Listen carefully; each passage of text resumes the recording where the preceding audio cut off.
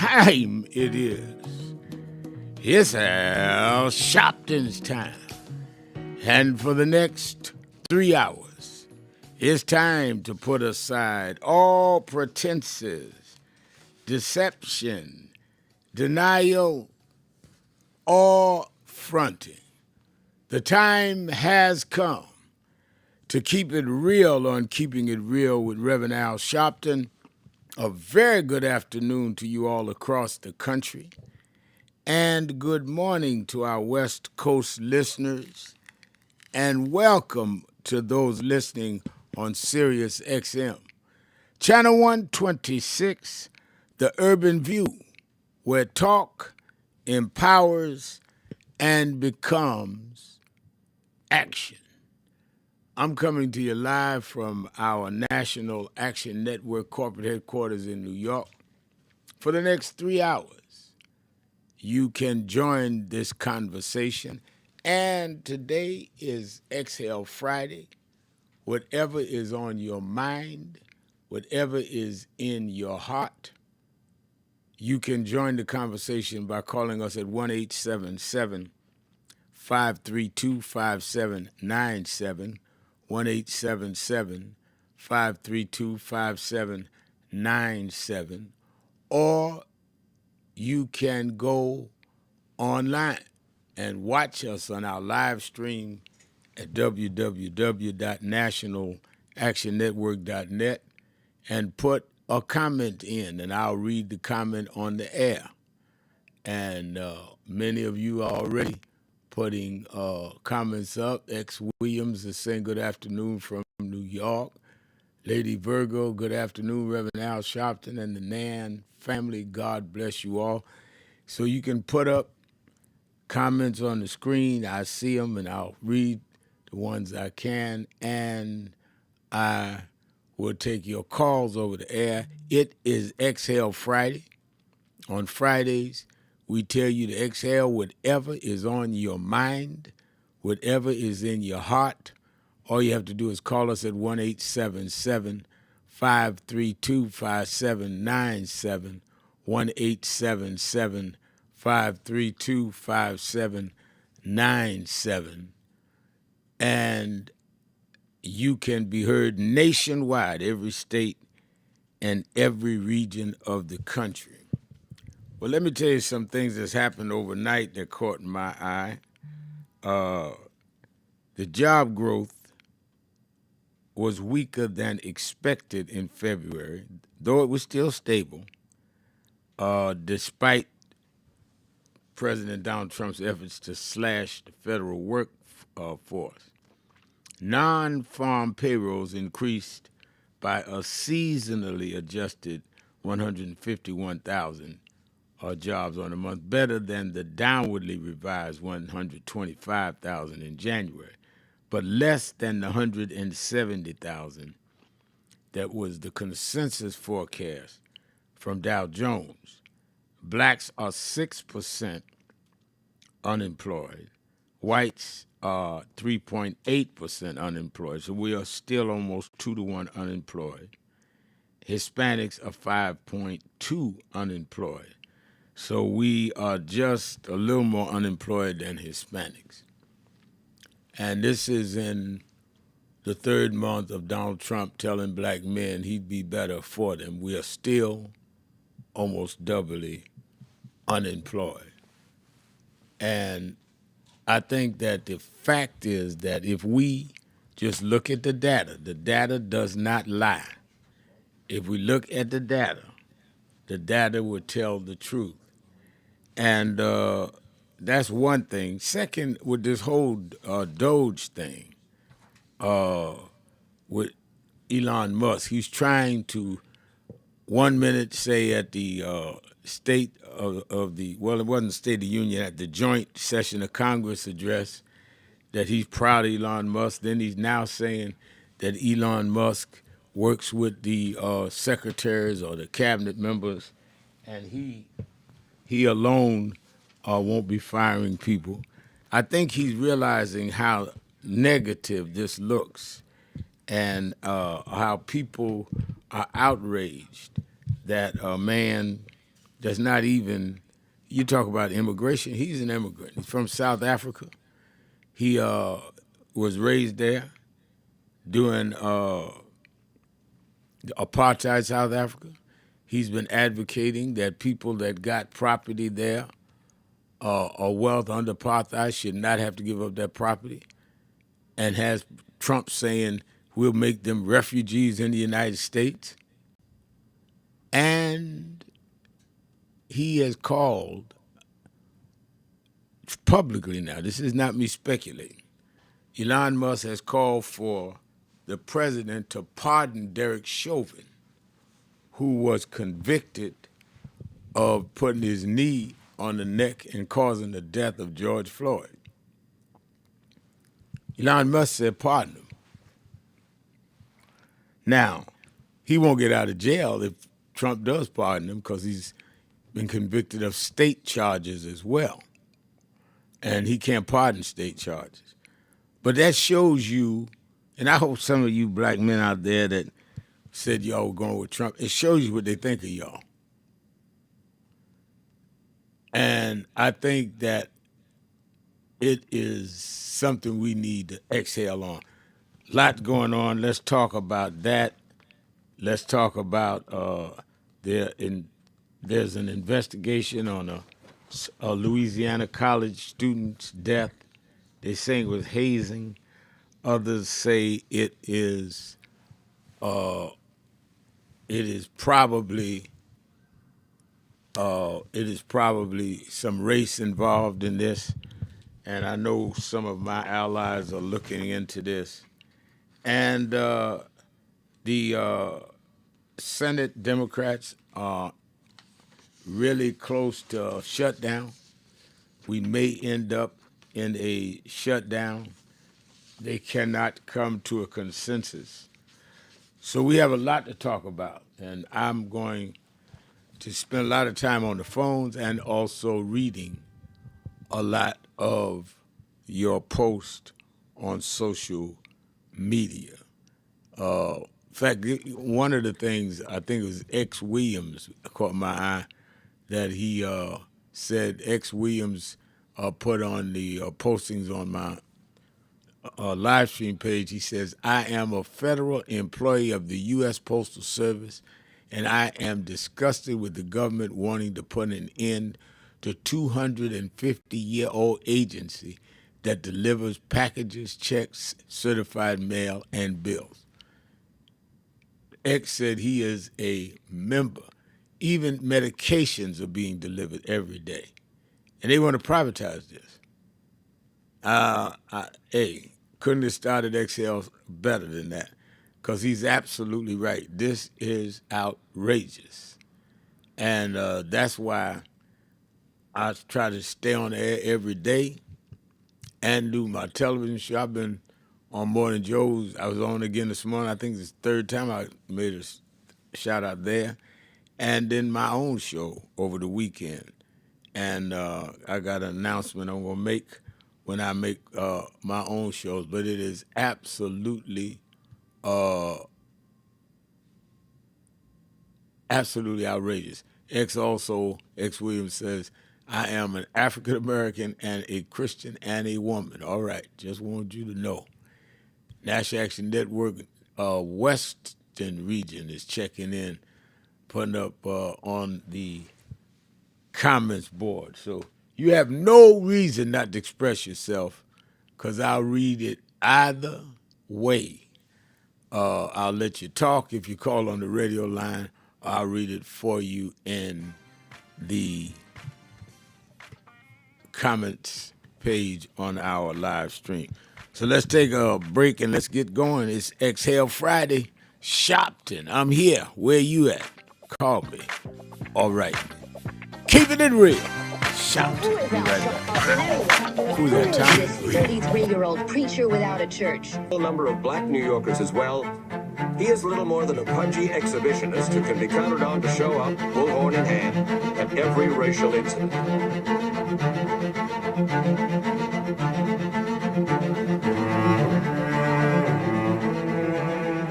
I often quote Mark Twain saying, The two most important moments in life is the moment you are born and the moment you find out why you were born. I had a very troubling conversation the other day that prompted me to do this little video. Young man that I've known a while came to me and he was crushed. I mean, really crushed, because people were criticizing his work. He's in the ministry, but he's also an actor. And he said he couldn't understand why people were jumping all over, criticizing him, trying to find scandalous and derogatory things about him. And I told him, I said, you know, you very young. You don't know the road I've traveled.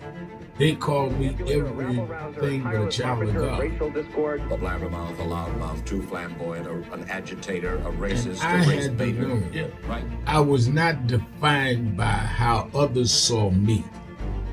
I was defined by how I saw myself and whether I was being true to myself. Some of you watching this don't like me. And it doesn't matter as long as I know what I'm doing and I like me for being real.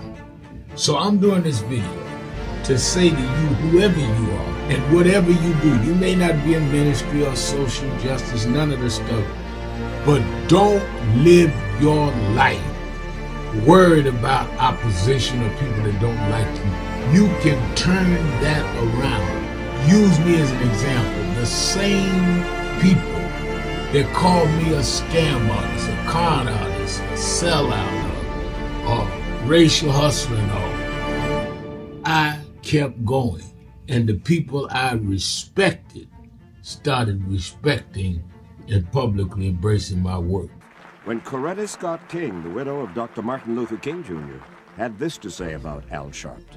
A leader who has protested injustice with a passionate, unrelenting commitment to nonviolent action in the spirit and tradition of Martin Luther King Jr. And I am talking about your leader, our leader, the Reverend Al Sharpton. The other thing that hasn't changed is the National Action Network's commitment to fight injustice and inequality here in New York City and across America. And that's not only a testament to Reverend Sharpton, it's a testament to all of you who are here tonight.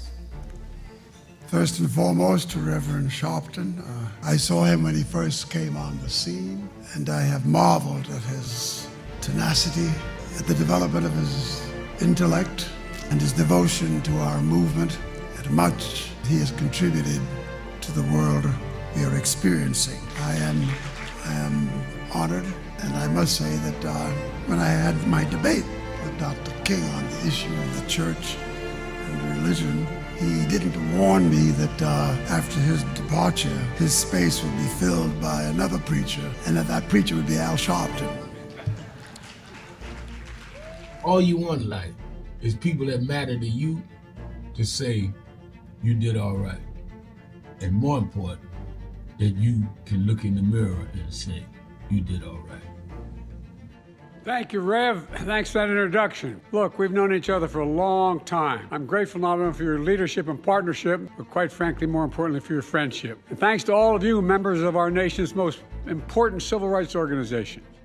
You have been, over all of your years, such an extraordinary leader. You are a voice of truth, a voice of conscience, a voice of practicality around what we must address and what we can do.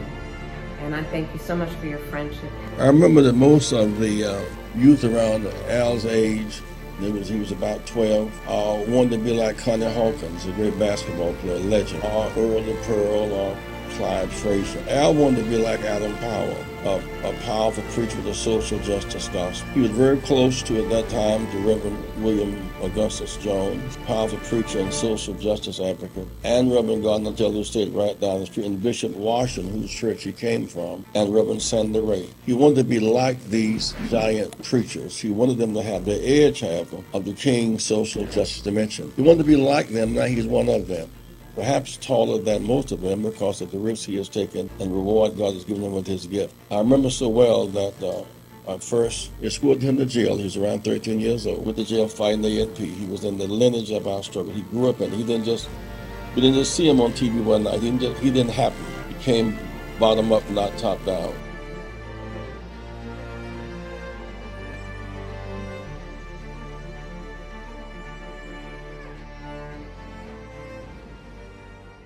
Stop telling yourself you're not confident of what you could do.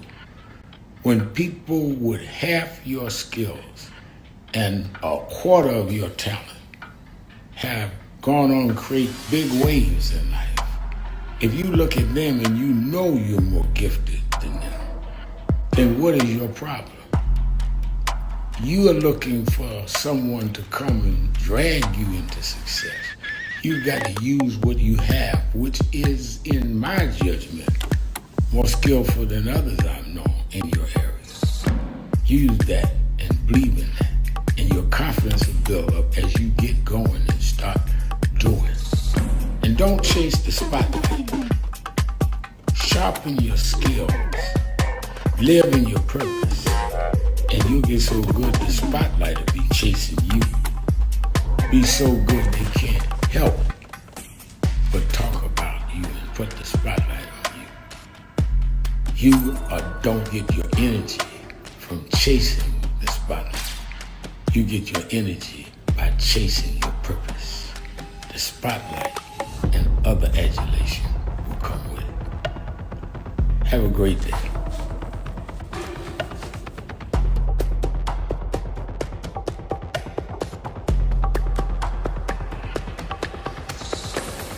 Work is required. And if we can't stand up now, you got a president in the White House that has said outright, I'm not going to have diversity. Outright said he's not going to deal with the question of racism. Outright said he's suspending anything that guarantees that we're going to deal with the question of racism. In fact, he said they are oppressing white folk. What Trump said. And you are not saying nothing. And you in the pulpit? Well, every prophet in the Bible, everybody in the Bible prophesied and preached according to the time in which they lived. There are no out of place prophets. There are none that God sends to discuss what happened or what's going to happen.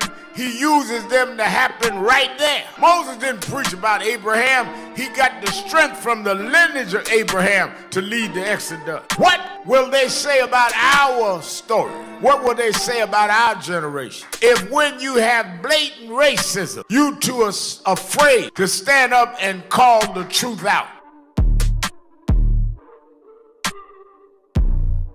Thank you for joining us for Weekdays Live with Reverend Al Sharpton. Take the time to share this broadcast right now. Tell your friends it's time to keep it real with Reverend Al. Comment your questions now in the chat or call Reverend Al Sharpton directly on air at 877-532-5797. Now stay tuned for Reverend Al. This is Reverend Al Sharpton. As you watch the broadcast, support National Action Network. Go to www.nationalactionnetwork.net and be involved. You can join, take your membership right online, www.nationalactionnetwork.net. Getting ready to start the program, but we need you to be part of the movement.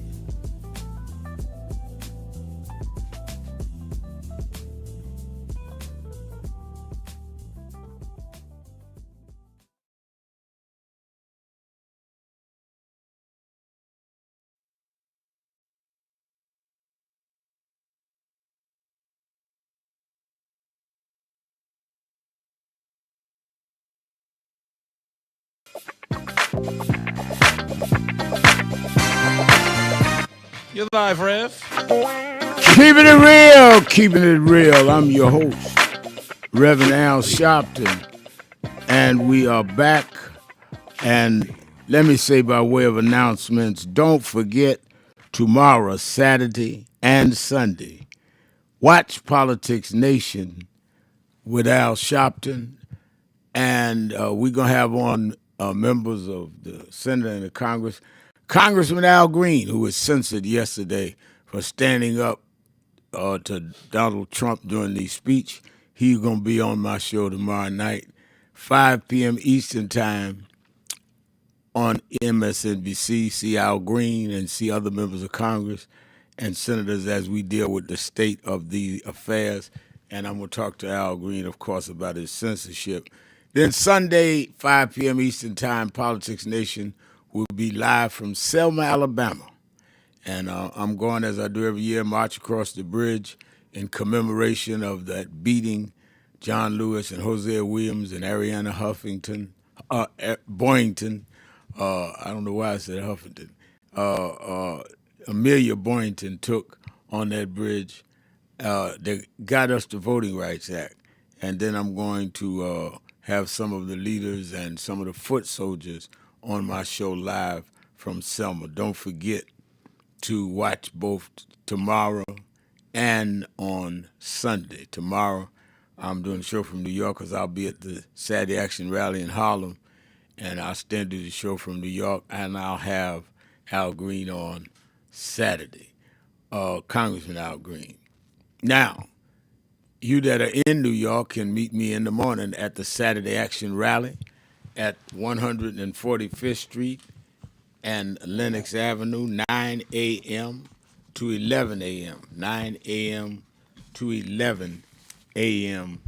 at the House of Justice in Harlem. Again, 145th and Lenox. And then you that are not in the New York area can watch it live on Impact Television. And of course, the National Action Network's National Convention is April 2nd through the 5th. I've been on the phones, had meetings last night, met with our chairman of the board, Dr. Richardson, and I had a viral meeting with members of all of the black church denominations, all three National Baptist conferences, all the Church of God in Christ bishop was on, Bishop Sheard, and others, AME, CME bishops, those that lead different black denominations. If we can get the black church mobilized around issues, we can make mountains move. And it was a great call. They were all listening and supportive. And as we move into the convention, many of them are coming and will support the outcome, because we say we want to there get the report on who we should be holding our dollars back from. So make sure you're at the convention at least one day. It's, again, April 2nd through the 5th. And among the people we're going to have there is Stacey Abrams is going to do a plenary session with me on the future of the country and how we deal with voting rights. Ben Crump, the Attorney General of Black America, will be there doing criminal justice panel. Dr. Michael Eric Dyson will be there dealing with the black church and the black academia. And Tatiana Ali will be there. You know her from the Fresh Prince of Bel-Air. She'll be there at women's lunch. And it goes on and on. It's free. All you have to do is go to www.nationalactionnetwork.net, www.nationalactionnetwork.net, or call right now the toll-free number 1-877-626-4651. All right, let's go right to the phones. Let me start on the James Brown used to say, get on the good foot. Let me start on the good foot with my dear friend, the beloved Miss Eunice in Chicago. Miss Eunice. Good afternoon, Rev. How are you? I'm doing well. How are you? I'm doing great. You know, Rev, it's time to get in good trouble, as our deceased Representative John Lewis said. And I applaud Representative Green, Prime Minister Trudeau, and Zelensky. And you know, Reverend, the thing that's so troubling is that a filthy rich man, Musk, can call the shots for the president. He was not elected to anything. And I'm wondering, can anything be done constitution-wise? I think, I don't know if it's constitutional-wise, but I think there are some that have began looking. I won't say they have. They began looking on the laws of whether or not they could challenge it in the courts. And I do not know. I know we will have that as part of National Action Network's convention. But I'm hoping we can move before that. And I'm going to ask some of the members of Congress that's on my shows this week because they could make a constitutional claim if there's one there. I don't understand how someone that was not elected to a post and was not vetted by the Senate or the House and is doing business with the government. You got to remember his SpaceX gets billions of dollars from the government. How he could be in charge of who gets hired and fired in the federal government. I've never heard of anything like this. Yeah, it boggles your mind. And the elected officials were sitting there like bobblehead dolls agreeing to everything. And the president in name is so power and money hungry, and he's carrying the message to his supporters. He has no moral principle and will do anything asked of him. We need to come together as never before, or we are doomed. And so we let this guy get away. Now he's wishy-washy back and forth over the terrorist situation. He doesn't know which end is up. I'm telling you, this guy is terrible. You remember all the lies that he told about COVID, and there were thousands of people in refrigerated trucks in New York. I'll never forget that. And then he blames President Biden for some eggs and all this nonsense. So thank you for taking my call, and you have a great weekend. All right, thank you for your call. Always good to hear your voice. Terry Silvers wrote on our on our page on our live stream comments page. I don't understand that either, Reverend Al. Well, at least I know I'm not the only one that don't understand it. Kevin Reeves writes, the Dems are lost in the wilderness. They are coherent leader who speaks relevance. They definitely needs that. I do not understand why they can't get a message out with somebody with coherent thoughts. Gloria Doolin Wilson says, we can flip 3 seats. Listen to this now. We can flip 3 seats, 2 in Florida, 1 in New York. The Dems must get out and campaign for these seats. They have to help them win. No word yet on Hochul, but Florida is April 1st. And she's talking about how they have a special election in Florida and a seat that's Republican that could go Democrat. Same with the seat here in New York, because one of the congresswomen in that seat is now the UN ambassador, so that seat's open. And there's another seat. And she's absolutely right. If we flip 3 seats, we've got the Congress tied up. And I think that is something to go for. Let's go to Rufus in Georgia, WAOK. Rufus. Good afternoon, Brother Sharpton. Good afternoon. Yeah, I wanted to talk to you yesterday because you went into something real deep yesterday, and I wanted to get on there so bad, and I stayed on that phone almost 2 hours waiting to try to get on there. Oh, I'm so sorry. But, we have a lot of calls, but I'm glad you got on today. Oh, I know. I'm well aware of that. No, I was saying that thing you was talking about yesterday, you was right up my alley, and you went in and you was getting deep into it. But I think the old devil had got you off track because you was going deep. I'm gonna tell you what she was talking about. You was talking about how you couldn't understand how a man that done been through all the stuff that Donald Trump had went through, that you were saying to yourself, how in the world is a man, he should be the main one, wanting to put his hand on the Bible, and that's right. He should be the main one. And you say you can't understand how he's, but it's 2 things converging here on Mr. Sharpton with our people. The 2 things that's converging here is that our people are the people of Deuteronomy 28. Hold on a minute. Hold on. I'm going to come right back to you. I want you to finish your thought. Keeping it real. Sharpton. Exhale Friday. Be right back. Hi, this is Reverend Al Sharpton. Be ready for the National Action Network's National Convention, April 2nd through the 5th, 2025, in New York at the Sharpton.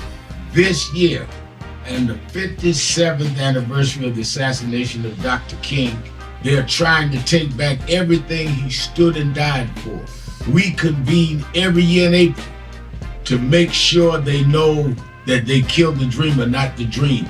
We have workshops on everything from business development to dealing with our legal needs, from police reform all the way to how we deal with sentencing, how we deal with immigration, how we deal with the arts and entertainment. We have big names that come every year, but don't come for the big names, come for the big plans and the big execution.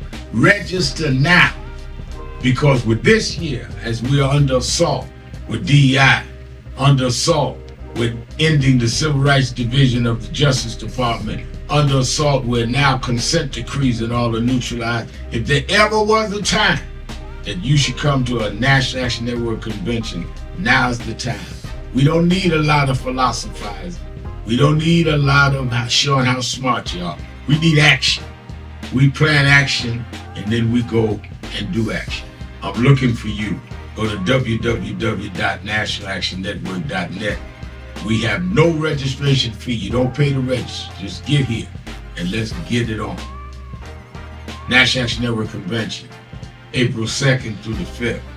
I'm going to look for you there.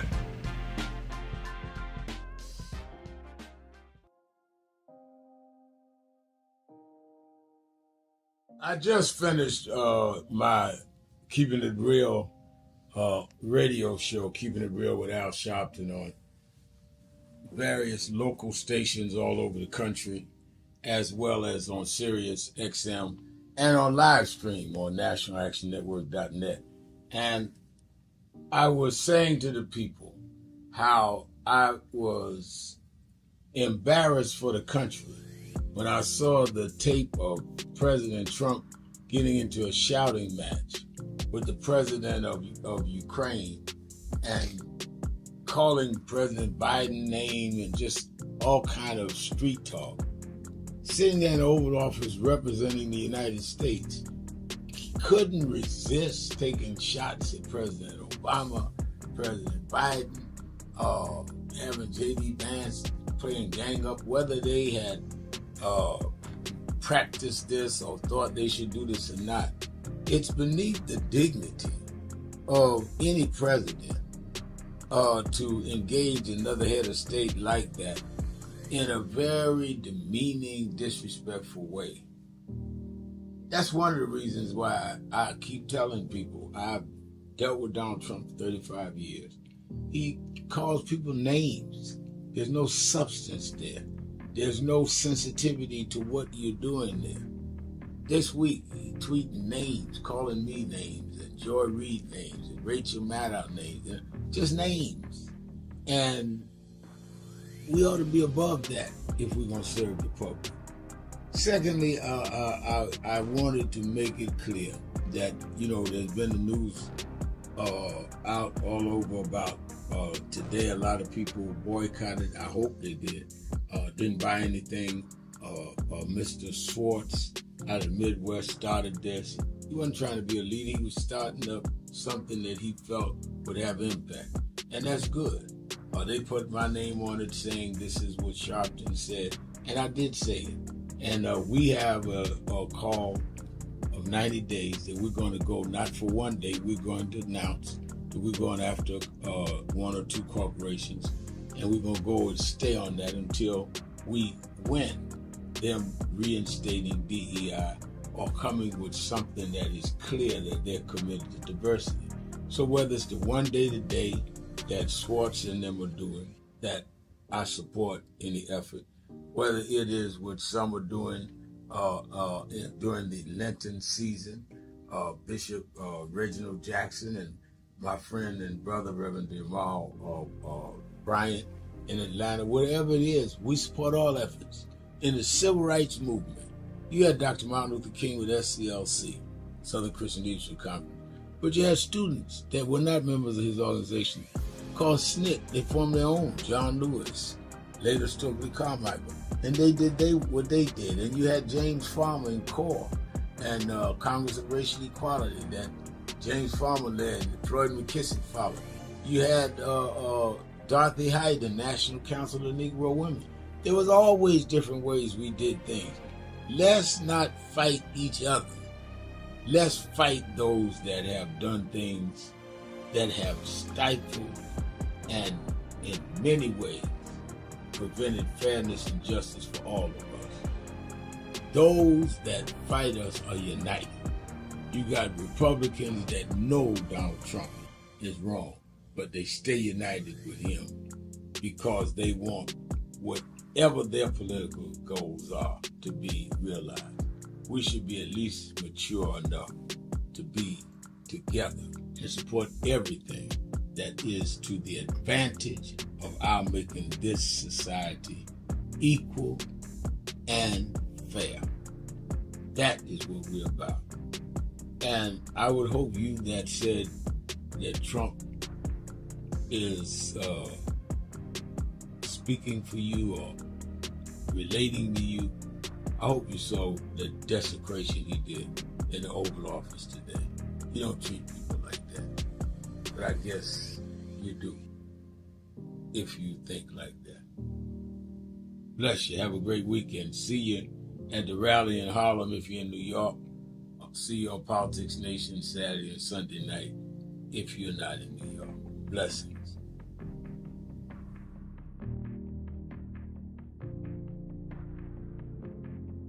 Thank you for joining us for Weekdays Live with Reverend Al Sharpton. Take the time to share this broadcast right now.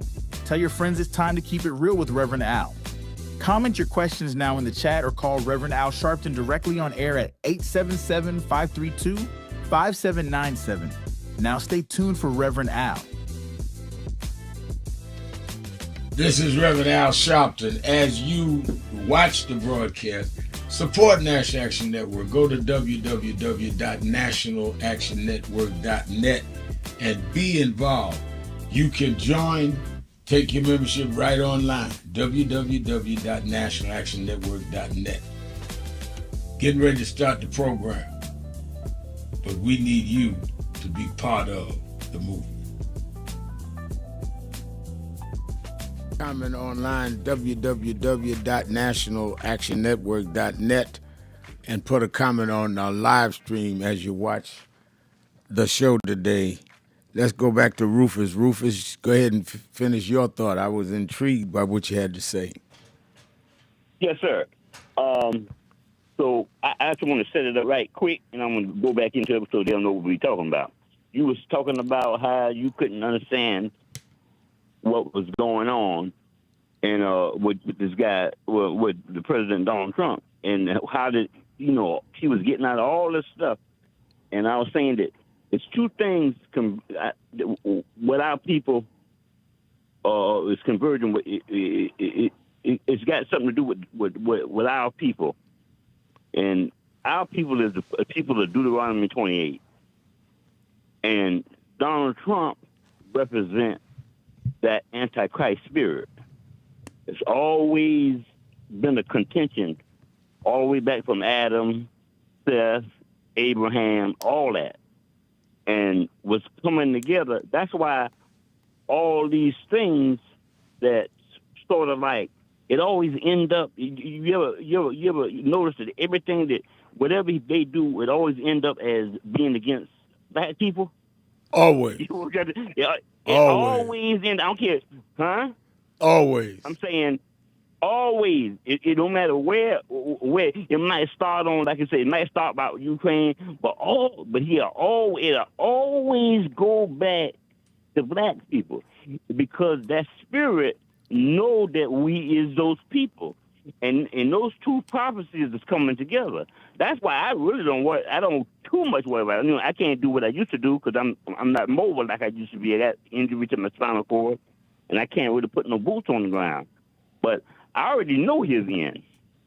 I know they end already because that's why I'm looking. But I'm saying what you were saying yesterday, and you was right on the money because you kept saying, well, the reason why he keep getting away is because it was designed for him to keep getting away. Once the prophecy kick in, ain't nobody can do nothing about it. I mean, God's word gonna do it. It can't be once it starts. All right. But we should know to do what we're supposed to do. That's right. All that is. That's where I was going, Rufus. You finished it for me. Thank you for your call. Yes, God, in my opinion, this is my belief, and you can call with yours, allows things to happen. Not for us to say, oh, God, let that happen. So that's his will. No, he lets some things happen to test us, to see if we're going to stand up and do what we're supposed to do with the blessings he's given us. You know, I'm going to Selma late tomorrow night. So I'm there Sunday for the march and do my TV show from there. 60 years ago, they beat and tear gassed 100 people on that bridge marching toward Montgomery from Selma to get us the Voting Rights Act. Talked about this morning on Morning Joe. Now, you would ask yourself, why would God let those people be beat? And I would say it does not seem merciful.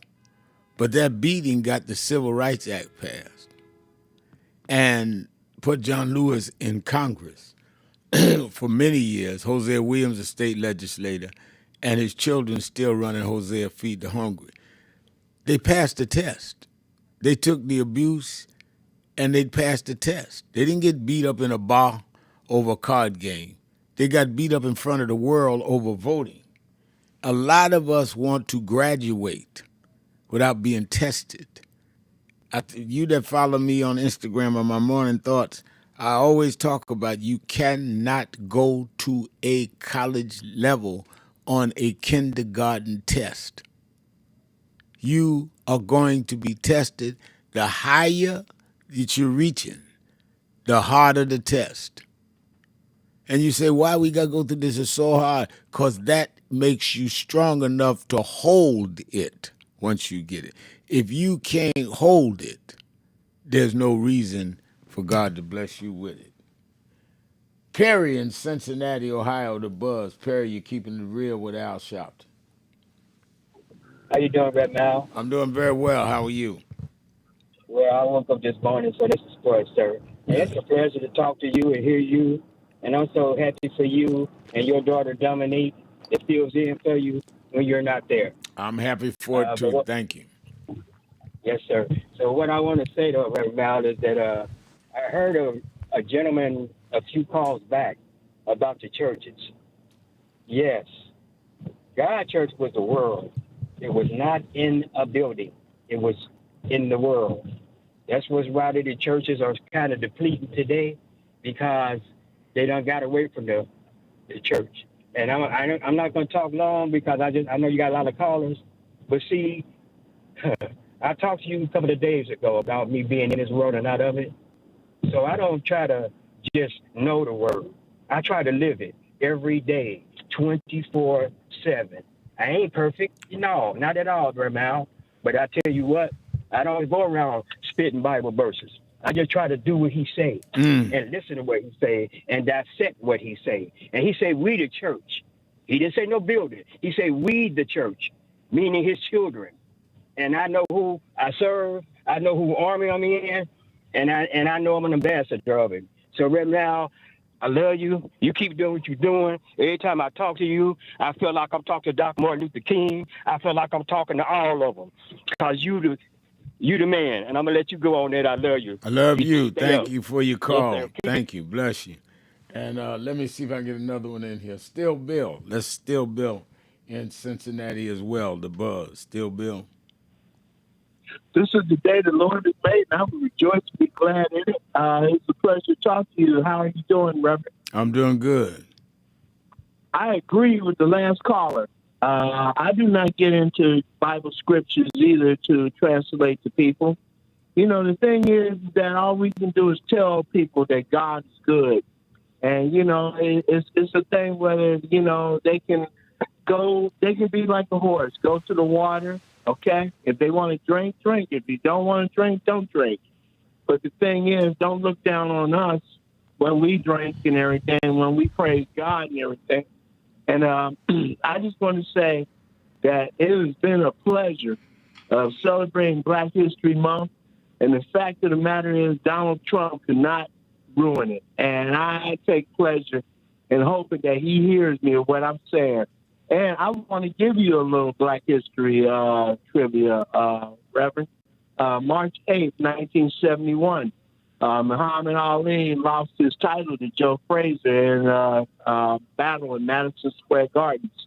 And he technically lost the title due to the fact that he refused to draft.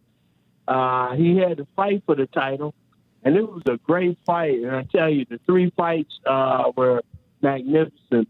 And, you know, I salute both of them, even though they're both dead. And I wish I could have met both of them.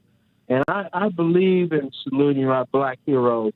And the fact of the matter is Donald Trump cannot do a thing to erase our Black heritage, our Black history. He can't do squat. And like I said, God is our president. And I agree with the last caller. So, Reverend, you have a great day. Continue on doing what you do. And say hello to Dominique, and she can keep it real for me. I'll tell her. All right. Thank you. Let's go to Jerome in Milwaukee, Wisconsin. Jerome. We just lost Jerome. We just lost Jerome. All right, let me go to my dear friend as well, the activist extraordinaire in Chicago, Pam. Sister Pam, you're keeping it real with Al Sharpton. Good afternoon, Reverend. How are you? And hello to everyone. First and foremost, I'm always going to say that we need to support our civil rights organizations and the churches and other organizations that are doing the work. Reverend Sharpton, I want to say, upon observation, on the day that Trump gave that acknowledgement, that address, I was listening to Roland Martin, so I hope it's okay for me to say that, on his Right. Black Star Network, and I listened to Reverend Barber, who was outstanding, and he just intertwined, in the biblical days, Bible verses, but what was going on with today. So I'm encouraging everyone to please listen to that. And I think at its height, Roland had, I think he said about 250,000 people tuning in. So then I also I didn't want to give the ratings to any network, so I replayed that mess that the sexual abuser talked about. And upon first observation, Reverend Sharpton, I noticed you had all of those Republicans just smiling and laughing about the cruelty that this Hitler-loving man, along with his Nazi-saluting, apartheid-loving partner, support. You just had them laughing and smiling, knowing that they were hurting the people. Just straight out greed. And I thought about, my God, why are wealthy people, and maybe not all, but certainly those we saw there, are so cruel? They have any and everything they could possibly want, all of the power they could want, but they're still not satisfied until they make other people miserable. That was one observation. Another observation upon when Trump was, the sexual abuser, was shaking hands with people. I don't even know if anyone caught this. As he was walking out, leaving, he grabbed a woman's hand. She had on a white jacket. I'm not sure who she was. Shook her hand, but pulled her closer so that he could kiss her on her jaw. Just like the sexual abuser that he is. He can't even restrain himself. But I just wanted to let you know that I'm so proud of Reverend Green. I'm so disgusted with, I think they said 10 Democrats who agreed with the censure. I don't know if you talked about that. 10, yes. We talked about it yesterday. Hold on a minute, Pam. Don't go nowhere. We'll be right back. Keeping it real. Keeping it real. Sharpton. Be right back. So who is Al Sharpton anyway? Who is this 33-year-old preacher without a church? A number of black New Yorkers as well. He is little more than a pudgy exhibitionist who can be counted on to show up, bullhorn in hand, at every racial incident.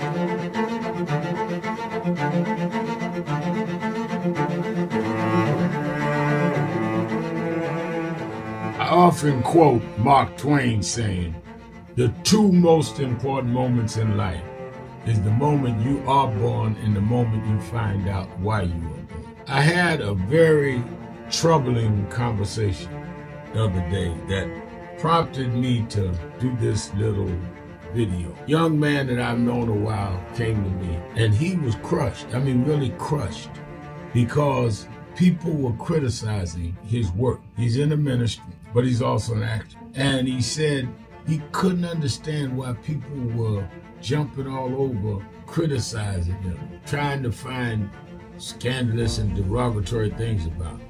And I told him, I said, you know, you very young. You don't know the road I've traveled. They call me everything but a child of God. A blabbermouth, a loudmouth, too flamboyant, an agitator, a racist, I had to learn. Yeah, right. I was not defined by how others saw me. I was defined by how I saw myself and whether I was being true to myself. Some of you watching this don't like me. And it doesn't matter as long as I know what I'm doing and I like me for being real. So I'm doing this video to say to you, whoever you are and whatever you do, you may not be in ministry or social justice, none of this stuff, but don't live your life worried about opposition or people that don't like you. You can turn that around. Use me as an example. The same people that call me a scam artist, a con artist, a sellout, or racial hustler and all, I kept going. And the people I respected started respecting and publicly embracing my work. When Coretta Scott King, the widow of Dr. Martin Luther King Jr., had this to say about Al Sharpton. A leader who has protested injustice with a passionate, unrelenting commitment to nonviolent action in the spirit and tradition of Martin Luther King Jr. And I am talking about your leader, our leader, the Reverend Al Sharpton. The other thing that hasn't changed is the National Action Network's commitment to fight injustice and inequality here in New York City and across America. And that's not only a testament to Reverend Sharpton, it's a testament to all of you who are here tonight. First and foremost, to Reverend Sharpton.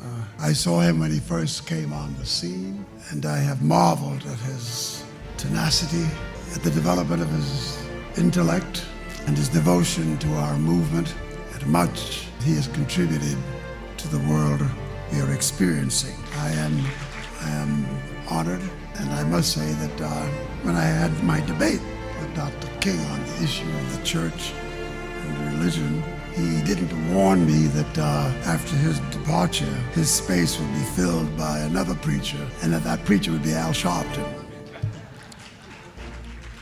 All you want in life is people that matter to you to say you did all right. And more important, that you can look in the mirror and say you did all right. Thank you, Rev. Thanks for that introduction. Look, we've known each other for a long time. I'm grateful not only for your leadership and partnership, but quite frankly, more importantly, for your friendship. And thanks to all of you, members of our nation's most important civil rights organization. You have been, over all of your years, such an extraordinary leader. You are a voice of truth, a voice of conscience, a voice of practicality around what we must address and what we can do.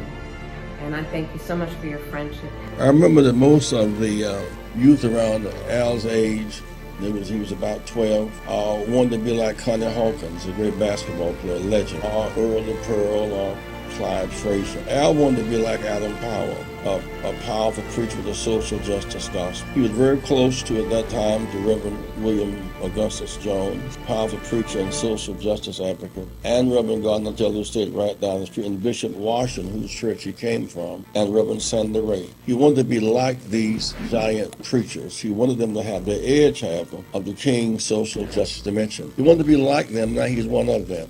perhaps taller than most of them because of the risks he has taken and the reward God has given him with his gift. I remember so well that I first escorted him to jail. He was around 13 years old with the jail fighting the ANP. He was in the lineage of our struggle. He grew up in it. We didn't just see him on TV one night. He didn't happen. He came bottom up, not top down.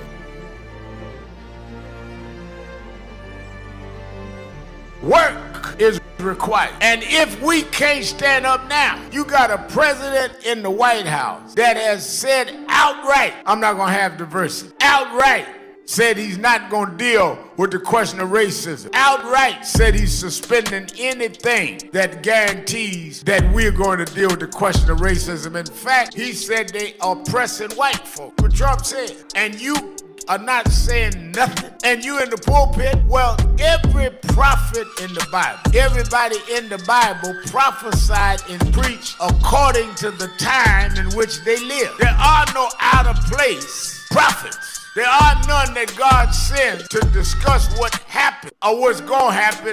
He uses them to happen right there. Moses didn't preach about Abraham. He got the strength from the lineage of Abraham to lead the Exodus. What will they say about our story? What will they say about our generation? If when you have blatant racism, you two are afraid to stand up and call the truth out.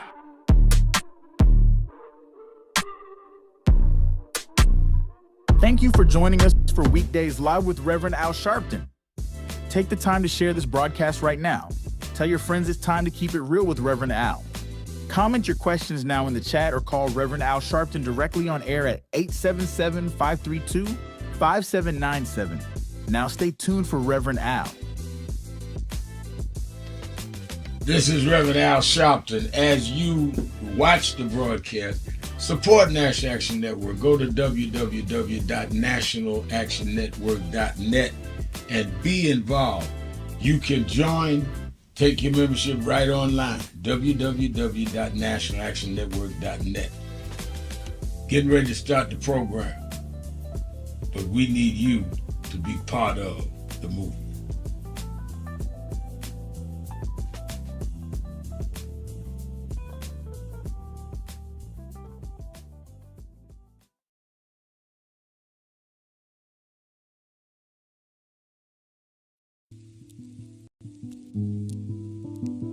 Stop telling yourself you're not confident of what I had to do. When people with half your skills and a quarter of your talent have gone on to create big waves in life, if you look at them and you know you're more gifted than them, then what is your problem? You are looking for someone to come and drag you into success. You've got to use what you have, which is, in my judgment, more skillful than others I've known in your areas. Use that and believe in that, and your confidence will build up as you get going and start doing. And don't chase the spotlight. Sharpen your skills. Live in your purpose. And you'll get so good the spotlight will be chasing you. Be so good they can't help but talk about you and put the spotlight on you. You don't get your energy from chasing the spotlight. You get your energy by chasing your purpose. The spotlight and other adulation will come with it. Have a great day.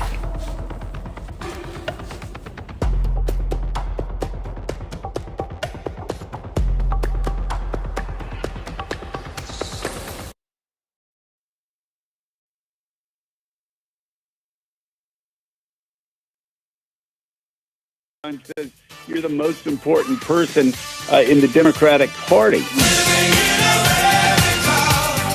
Sharpton. I am here, Reverend Al, with Dr. Glenda Glover at Tennessee State University, and I have the Tennessee State University leaders who all want to thank you for being our civil rights leader. The Attorney General of Black America, Ben Crump. Commitment to justice. And I'm probably going to need your help on this legal fight. You know, they shorted the historically black colleges and universities to the tune of about $13 billion. and Tennessee State was the one they shorted the most. Absolutely. Well, let me know. I'm on the next plane as soon as you holler. You know, when Ben Crump called, I don't even question it. I just head to the airport and get the details on the way. Live from the National Action Network corporate headquarters in New York.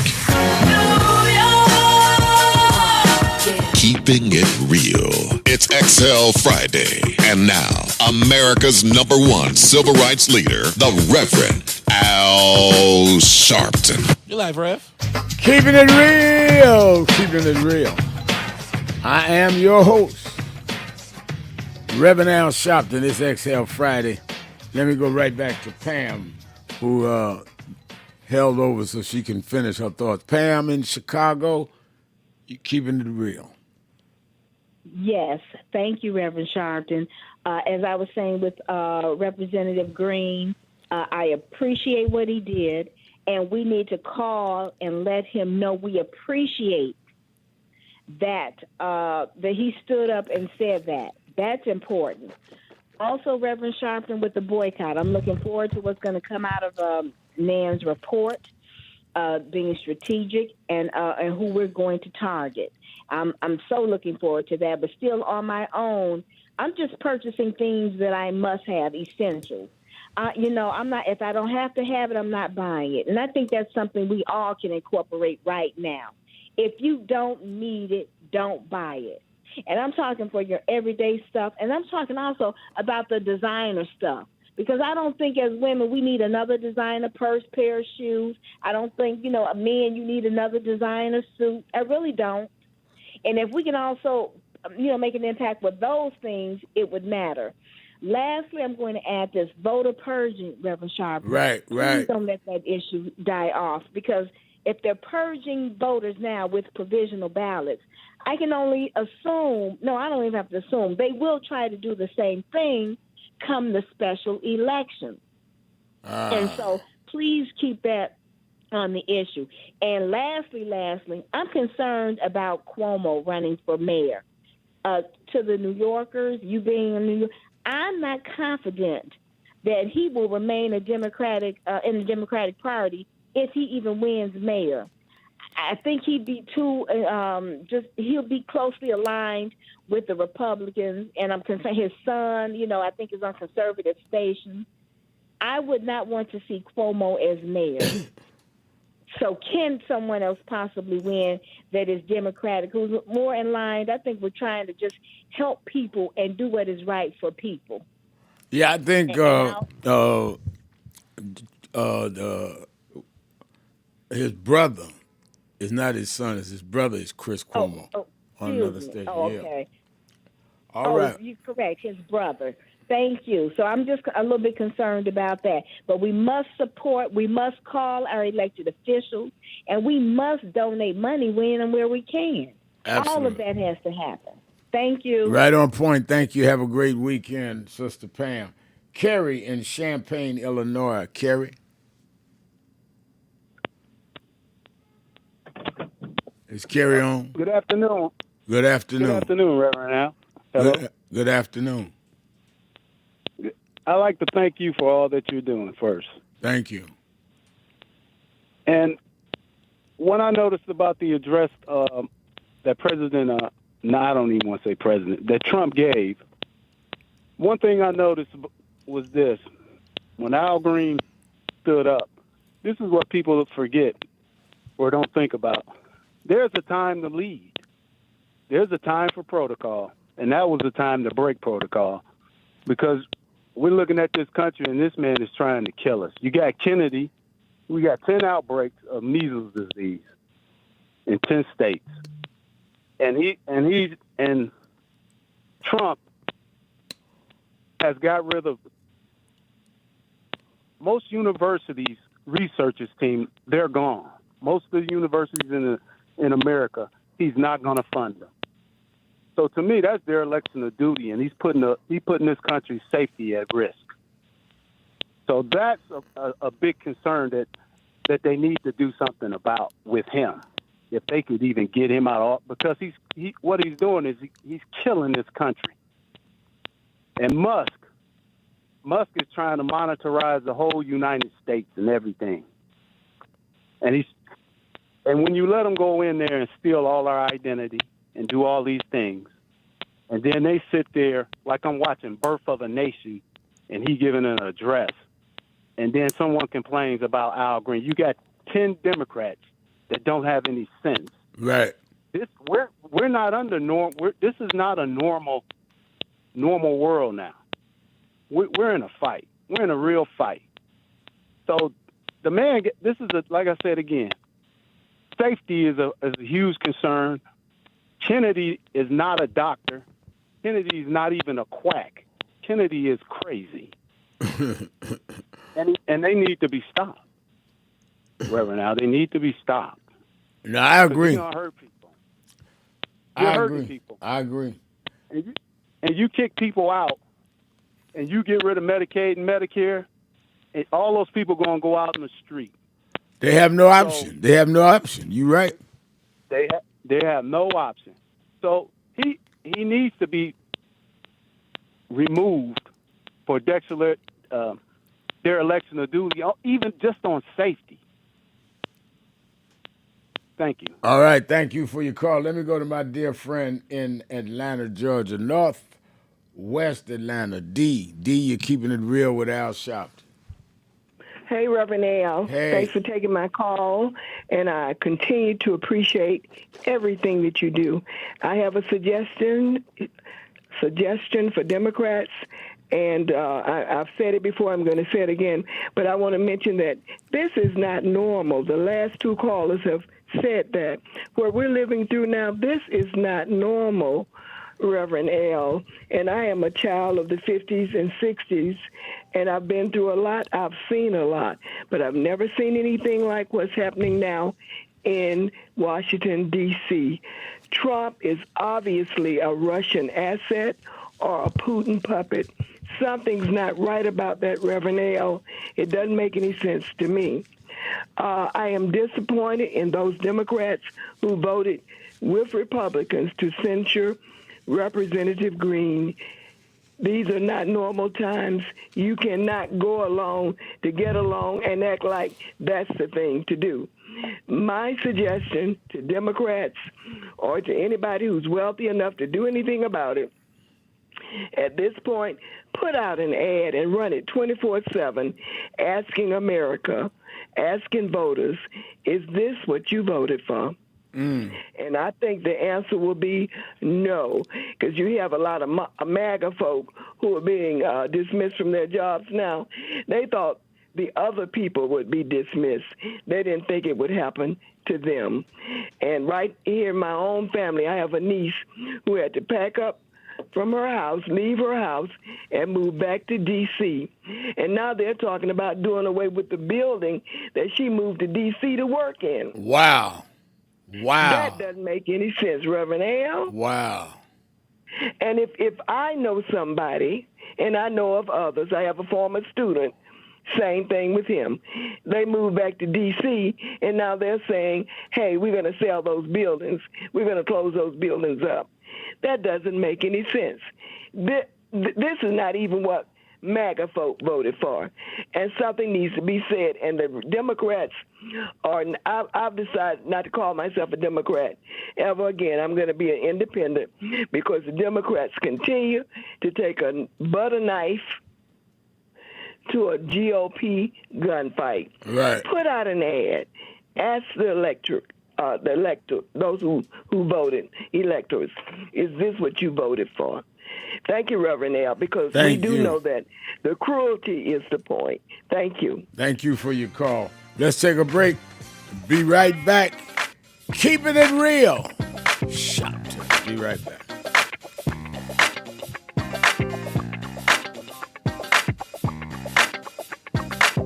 I just finished my Keeping It Real radio show, Keeping It Real with Al Sharpton, on various local stations all over the country, as well as on Sirius XM and on live stream on nationalactionnetwork.net.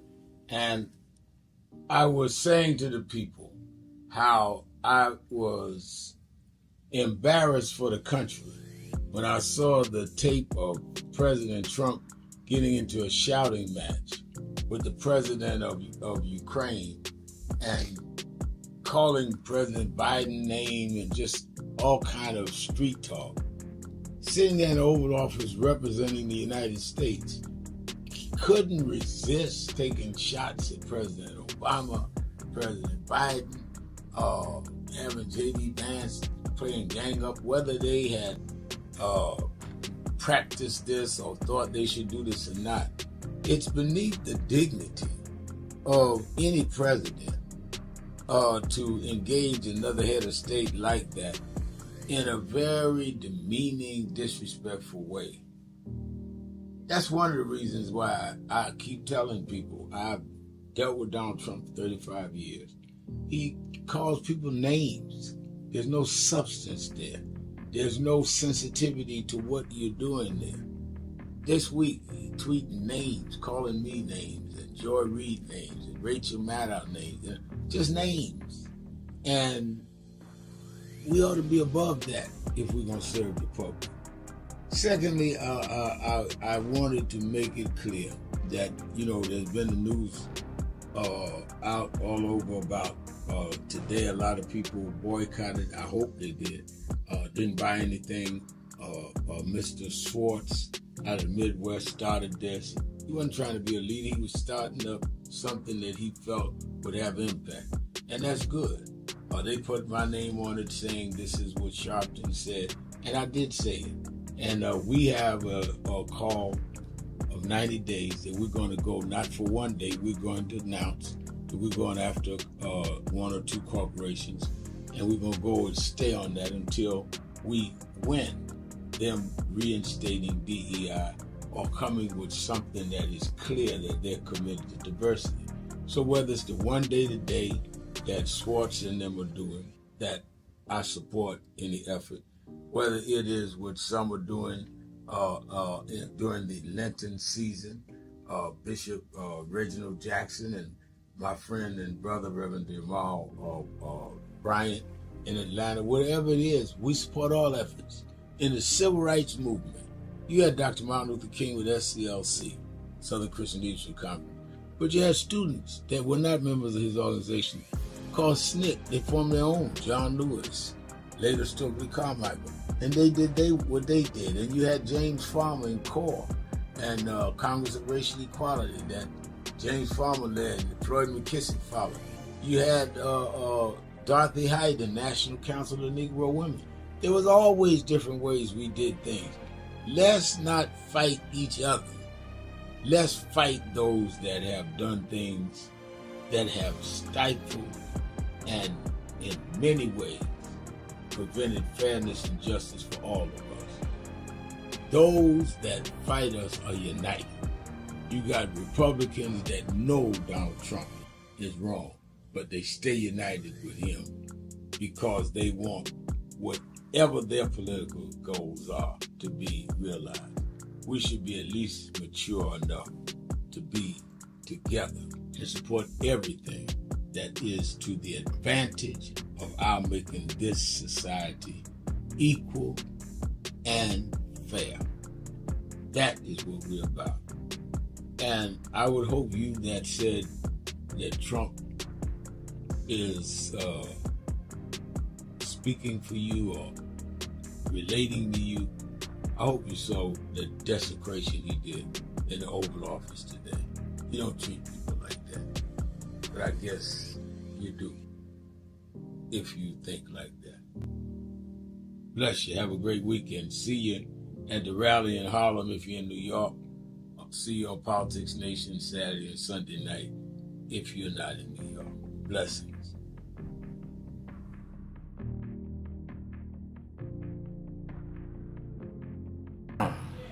Where Frederick Douglass laid. Don't stand on the ground where Rosa Parks laid, unless you're going to really do what it is we committing to do. Because we wrestle not against flesh and blood, but against wickedness, principalities, wickedness in high places. I want everyone, if you are resolved So just raise your right hand and repeat after me. I state your name, Al Sharpton, do solemnly commit that I will stand up and rise up in the name of Dr. King, in the name of Frederick Douglass, in the name of Rosa Parks, and I will defend equality for all, diversity, equality, inclusion, women's rights, LGBTQ rights, immigration rights. I commit, I take this oath that I will not become like those I'm fighting. I'm not for violence, but I will peacefully stand against those that want to bring us down. I commit this in the house of God, on this sacred ground. So help me God. Congratulate yourself.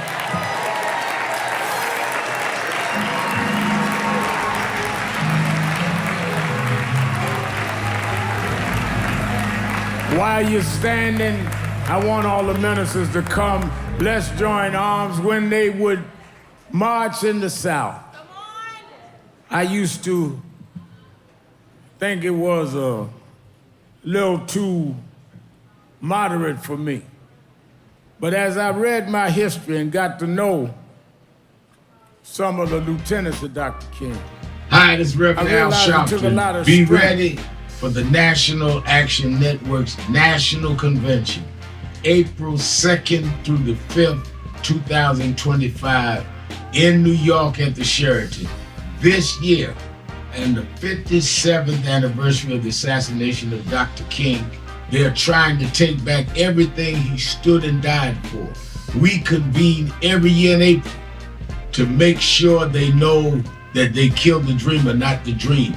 We have workshops on everything from business development to dealing with our legal needs, from police reform all the way to how we deal with sentencing, how we deal with immigration, how we deal with the arts and entertainment. We have big names that come every year, but don't come for the big names, come for the big plans and the big execution.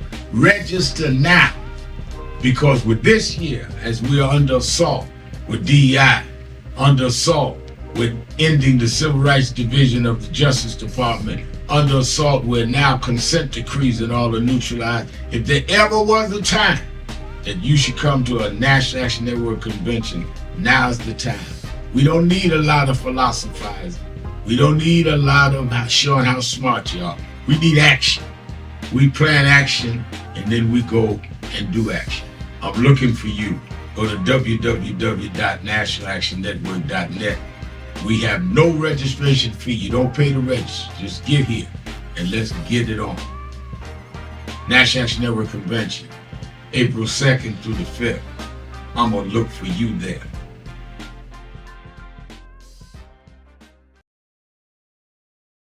Thank you for joining us for Weekdays Live with Reverend Al Sharpton. Take the time to share this broadcast right now. Tell your friends it's time to keep it real with Reverend Al. Comment your questions now in the chat or call Reverend Al Sharpton directly on air at 877-532-5797. Now stay tuned for Reverend Al. This is Reverend Al Sharpton. As you watch the broadcast, support National Action Network. Go to www.nationalactionnetwork.net and be involved. You can join, take your membership right online, www.nationalactionnetwork.net. Getting ready to start the program, but we need you to be part of the movement. Or you can watch it in live stream and post up a comment that I'll read at www.nationalactionnetwork.net, or you can go to our YouTube/NAN page. So let us be together. Let's go to Jerry in Cleveland, Ohio, WERE. Jerry? Hi, how are you doing? I'm doing very well. Hey, I just want to say I like your callers. Your callers are very intelligent. I compared them to C-SPAN, and C-SPAN gets their callers are pitiful. I agree. But saying that some of your callers stole my thunder, I was very impressed with our Congressman Al Green, because what he did, he's bringing attention to something, and those who listen, maybe they'll look up what he's talking about when he's talking about how they're going to affect Medicaid. And so I was very impressed with that, because when he came out, the reporters came to him, and the other Democrats actually should have followed him out and co-signed what he was talking about. And I was very offended by the 10 Democrats that went along with the censor. I hope, if you haven't done it, I hope you bring their names up, because my congressperson, Marcy Kaptur, is it Senator? No, Congressperson Marcy Kaptur, she voted along with the censor. And I actually hope Nina Turner comes in and takes her place, because I know a lot of people got mad at her about what she said about Joe Biden, but at the same time, she is very fiery. She's very outspoken. And I think the Democratic Party needs that, because right now, to me, it looks like you have a bunch of whiners. They complain and whine about what Trump and Musk are doing, instead of, yes, complain about what they're doing, but state what you could do to solve the problem. And they don't do that enough. I totally agree with you on that, because these armchair revolutionaries, we used to call them, I call them radio radicals.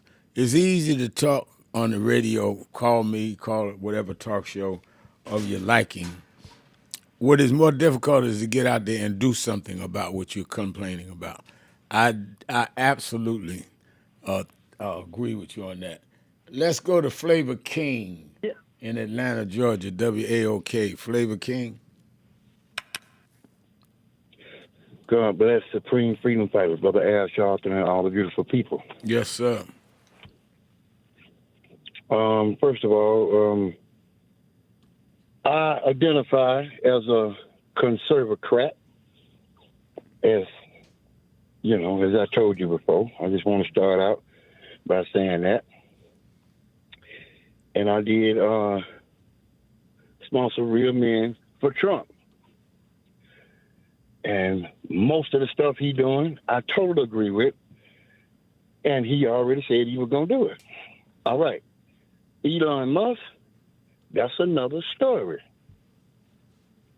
I look at that thing he did. That to me, that was a salute, a Nazi salute, a direct an assault to us and the Jewish community. And if it's true that he said they should let that boy go who choked. George Floyd.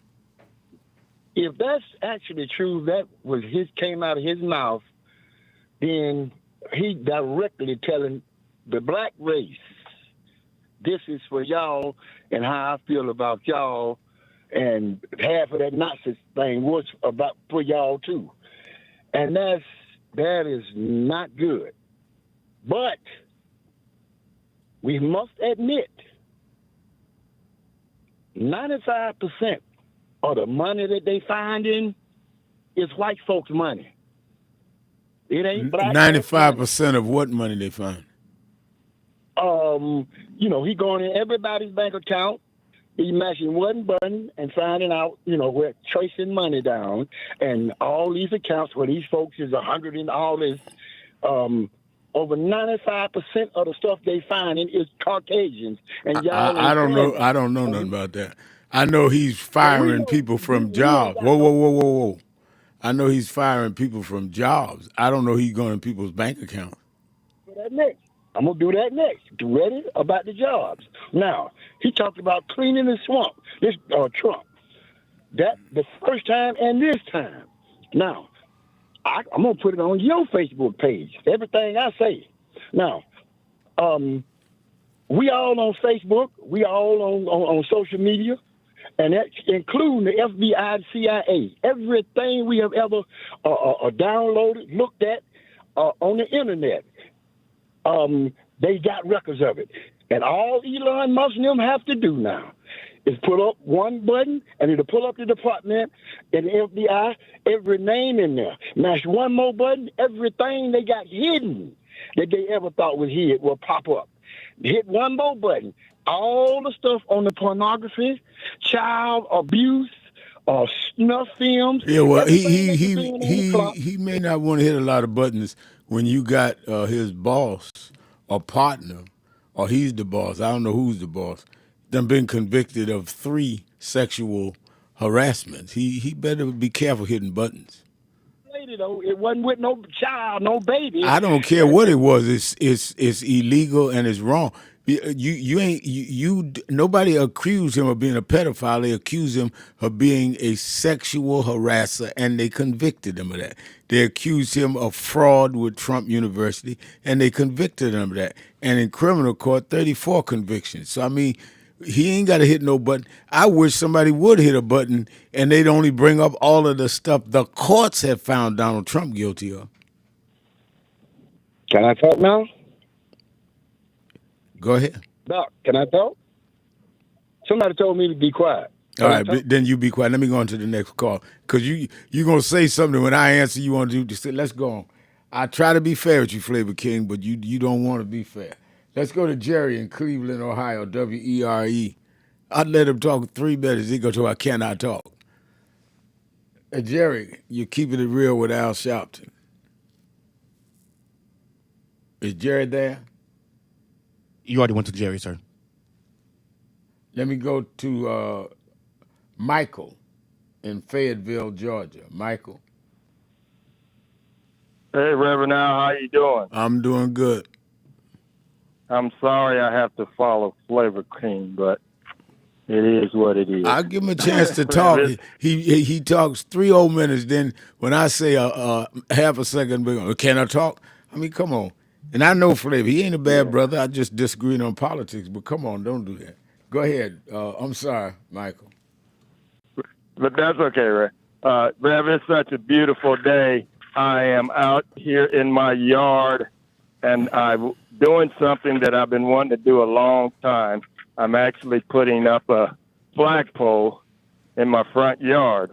Oh, okay. And I'm a Marine Corps combat veteran, and I wanted to put my Marine Corps colors up. My wife asked me what flag I was going to put up. I said I'm going to put up the Marine Corps colors, but as far as the red, white, and blue, I'm going to have to pass on that until Trump is out of office. Wow. Because I'm with the other young lady. I think he is a Russian agent, and he's going to drive this country down until somebody stops him. Also, too, Rev, I started calling you 4 years ago, talking to you about Camp Lejeune.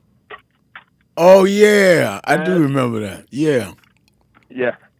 Rev, this is gonna blow your mind. As of today, there's not been one case heard in court, and all those Marines that voted for Donald Trump, thinking that he was going to do something that did wrong, because the first thing he did was fire all the JAG officers. Yeah, he did. So now we don't have. They don't even have the officers to go to court and hear the case. Hold on 1 minute. Let me take a break. I'm coming back to everybody. 1-877-532-5797 or live stream www.nationalactionnetwork.net. Be right back. Hey, Rev. Yeah. Hey, listen, on that Flavor King thing,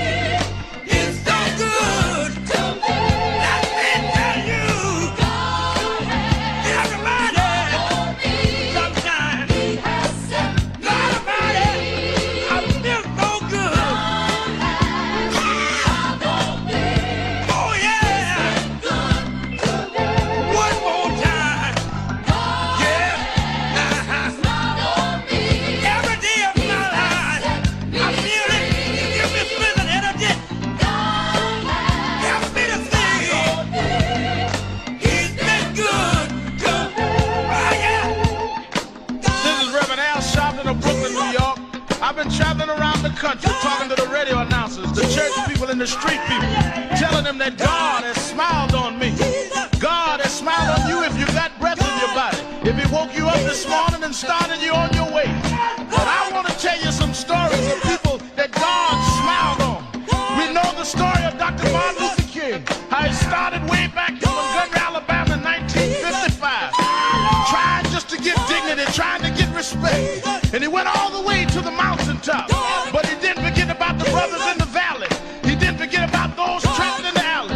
And I hear Brother Martin King say, God has smiled on me. He's been good to me. Let me tell you, God has smiled on me. It's been so good to me.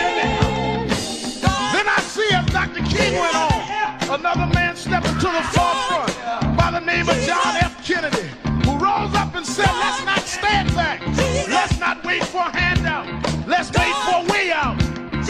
He said, ask not what your country can do for you, but what you can do for your country. He said, don't us gravel and don't us moan, because God done smile on us. Let me say it. God has smiled on me. He has set me free. Let me say it. God has smiled on me. One more time. I want to say it. No, I'll say God has smiled on me. He has set me free. Pick it up. God has smiled on me. I feel it. Then I went on backstage at the Apollo Theater and I saw a man come out. They call him the King of Soul, James Brown. And James Brown said, Reverend, don't you worry. I started out as a shoe shine boy. I started out as a convict. I started out uneducated. But I learned to sing my song. And I sung it all over the world. I told him it was a man's world. I told him about the big payback. I told him Papa got a brand new bag. And all over the world, they can hear my voice. But Reverend, don't you frown. Don't you bow your head. Tell him what you told me, Brother Brown. I said, now God has smiled on me. He has set me free. Yeah. He has set me free.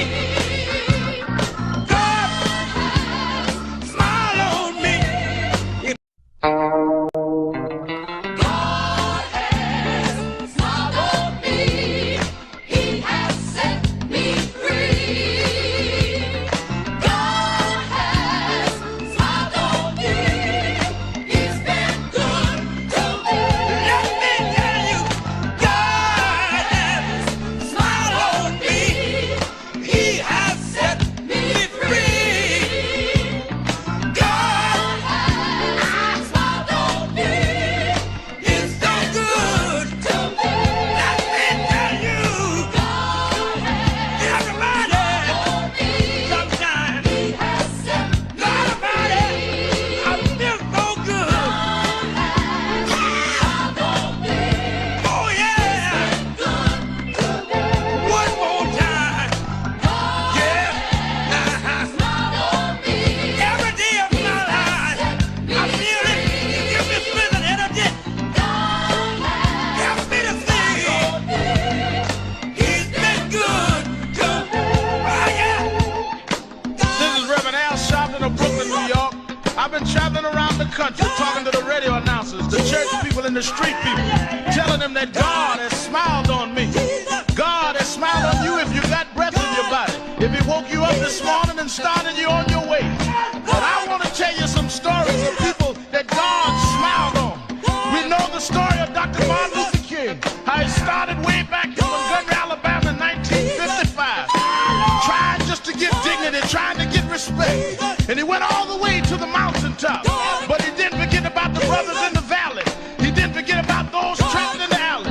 And I hear Brother Martin King say, God has smiled on me. He's been good to me. Let me tell you, God has smiled on me. It's been so good to me. Then I see as Dr. King went on, another man stepping to the forefront by name of John F. Kennedy, who rose up and said, let's not stand back. Let's not wait for a handout. Let's wait for a way out. He said, ask not what your country can do for you, but what you can do for your country. He said, don't us gravel and don't us moan, because God doesn't smile on us. Let me say it. God has smiled on me.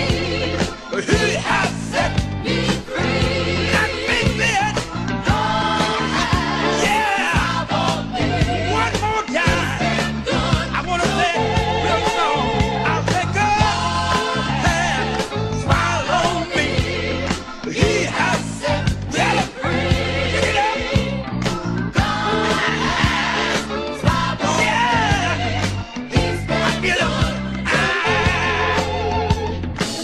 Then I went on by backstage at the Apollo Theater and I saw a man come out.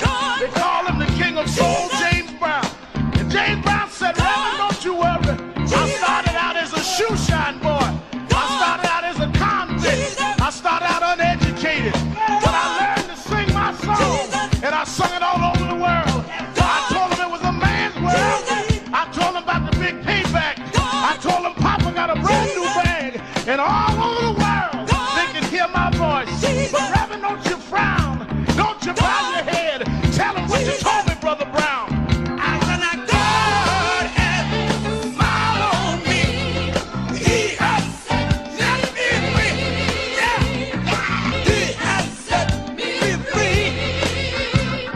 God smiled on me. It's been so good to me. Then I went home and I told my mother what Brown told me. And she said, son, even though we don't have much, we don't need relief. All we need is belief. And she said, he didn't tell you no lie, because the Lord will take care of you. God sits high, but he looks down low. And every time you get discouraged, every time you're burning down, all you have to do is think of the things that God made a way for you and look toward the heavens. Lift your eyes to the hills and say, God, God, God, don't smile on me.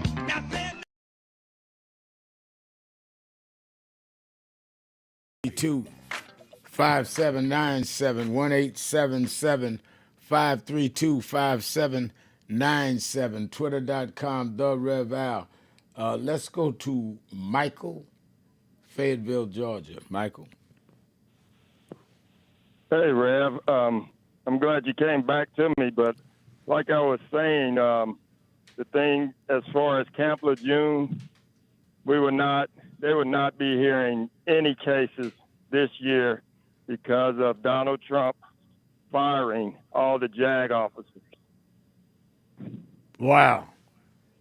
Yep. All right. Thank you for your call and that information, Michael. That's absolutely inexcusable, among other things he does. Sharif in Washington, D.C., WOLB. You're keeping it real with Al Sharpton. Yes, how you doing, Reverend Al Sharpton? Good. How are you? I'm good, thank you, my brother. I'm calling from the great city of Washington, D.C., formerly known as Chocolate City, now called Vanilla Swirl City. I'm calling about my disappointment with the so-called black leadership's support of same-sex marriage and the transgender LGBT community movement. Trump had an executive order to ban transgenders in women's sports, locker rooms, bathrooms, and all of the House of Representatives members, Democrats, except for two, voted against that. And then when you look at the Senate, all of them, the Democrats, voted against it. So I'm saying that this is hindering the black community. I don't want a man and the woman in the bathroom with my daughter. Additionally, I listened to Eric Adams of New York. Wait, just a minute. Yes, sir. You think it hinders only black people or all people? All people. Okay, go ahead. Okay, I listened to Eric Adams with his congressional testimony before the House of Representatives the other day. He said he spent $6.9 billion on illegal immigrants. Okay? And he said he could have used that money that's over a 2-year period. He said he could have used that money to support, assist children in aftercare programs and mental health programs, and also just American citizens that are out here struggling. the Democratic Party has completely lost touch, particularly with the Black African American male community.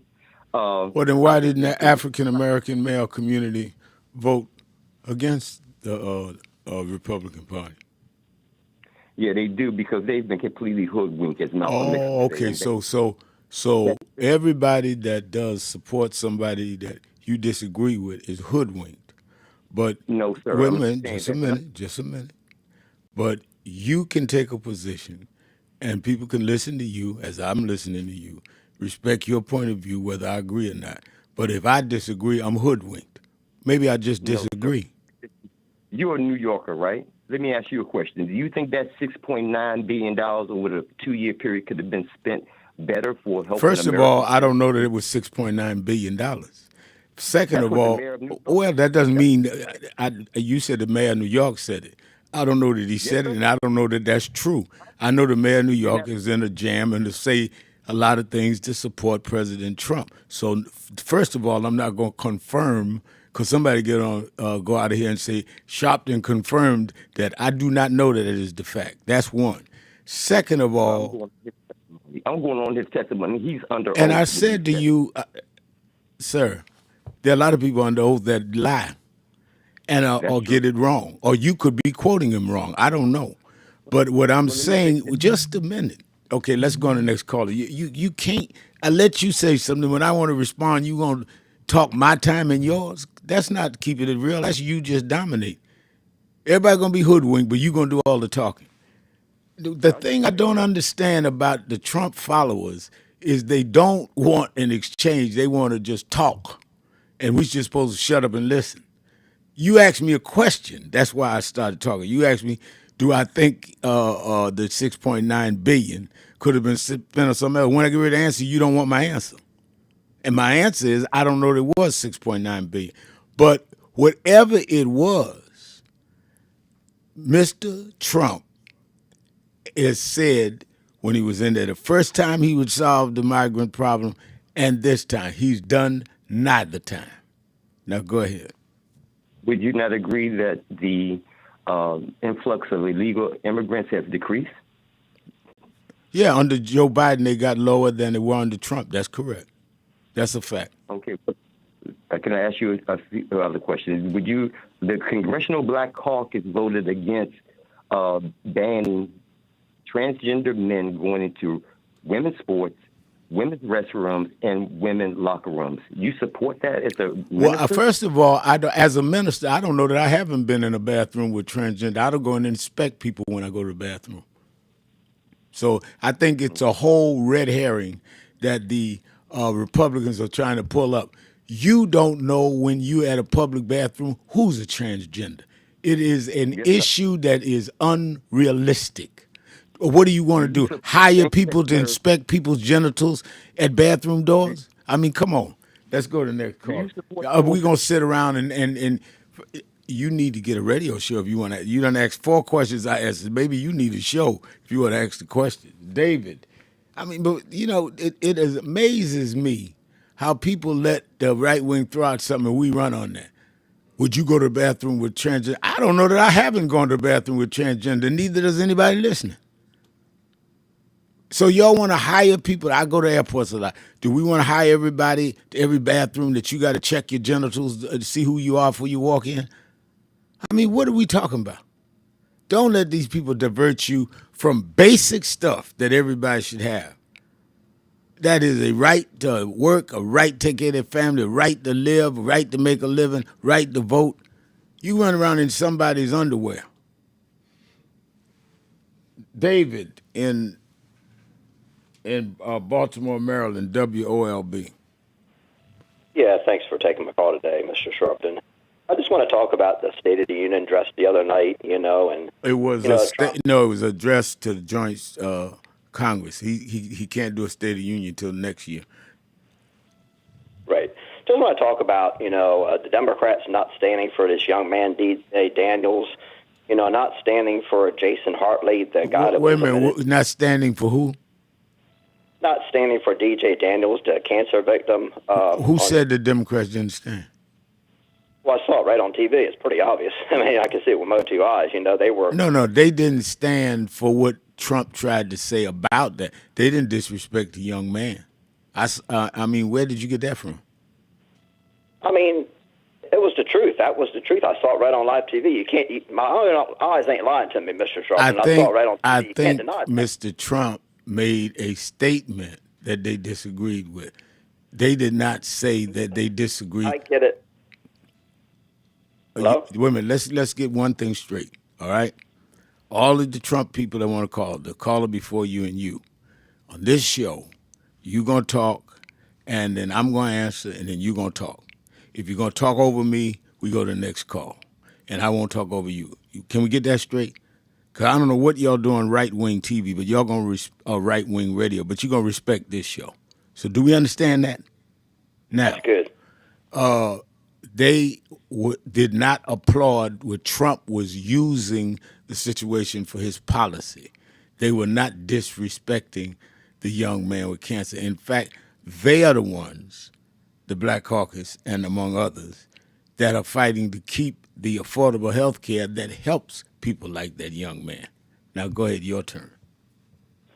Yeah, I mean, that's not true, but, I think, that's the problem. You can hate Trump all you want to. I got people I work with, Mr. Sharpton, that hate Trump, and that's fine. You have a right to your opinion to hate Trump, but, to hate on these cancer victims, hate on these, how about Lake and Riley's family? They couldn't stand for her, They couldn't stand and, applaud, that they've taken these criminals out of our country.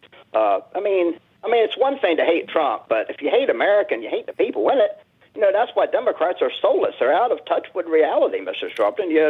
They've turned their back against God. I mean, this ain't the party of John F. Kennedy and, Jimmy Carter. They were, godly men, that wanted to help out. But y'all's party turned your back on God. And, if you turn your back on God, I don't care what party you're from. I even say that from a Republican perspective. If you turn your back on God, it's done. David, I know probably all of the caucus. And I think that it is outright blasphemous for you to act like because somebody disagrees with your politics that they're turning their back on God. That's blasphemous. And I don't agree with everything. I just told you don't talk while I'm talking, and I won't talk when you talk. I'll let you get all of that out 2 or 3 times about they turn their back on God. But as soon as I start answering you, you start talking. Lord, learn some manners when you call my show. Let's go to break. Keeping it real, Sharpton. That's my name. Keeping it real is what I do. So who is Al Sharpton Be right back. anyway? Who is this 33-year-old preacher without a church? A number of black New Yorkers as well. He is little more than a pudgy exhibitionist who can be counted on to show up, bullhorn in hand, at every racial incident.